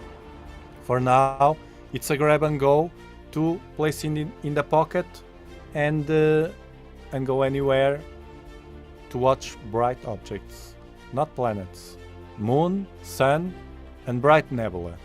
Okay, star clusters we have to try also that, so stay tuned for that also. And thank you very much for being here. I think now I will prepare to go to dinner. Thank you very much for being here. I will be probably on Saturday if the weather allows. If not, the next time I have a good weather without the moon so high. On Saturday we will watch the moon, of course, and probably planets, because it's, or the Orion Nebula, the brightest things with the Dobsonian. I will wait for the full moon to disappear until try again the Dwarf telescope, okay? Thank you very much and stay tuned. Subscribe for more. Bye bye.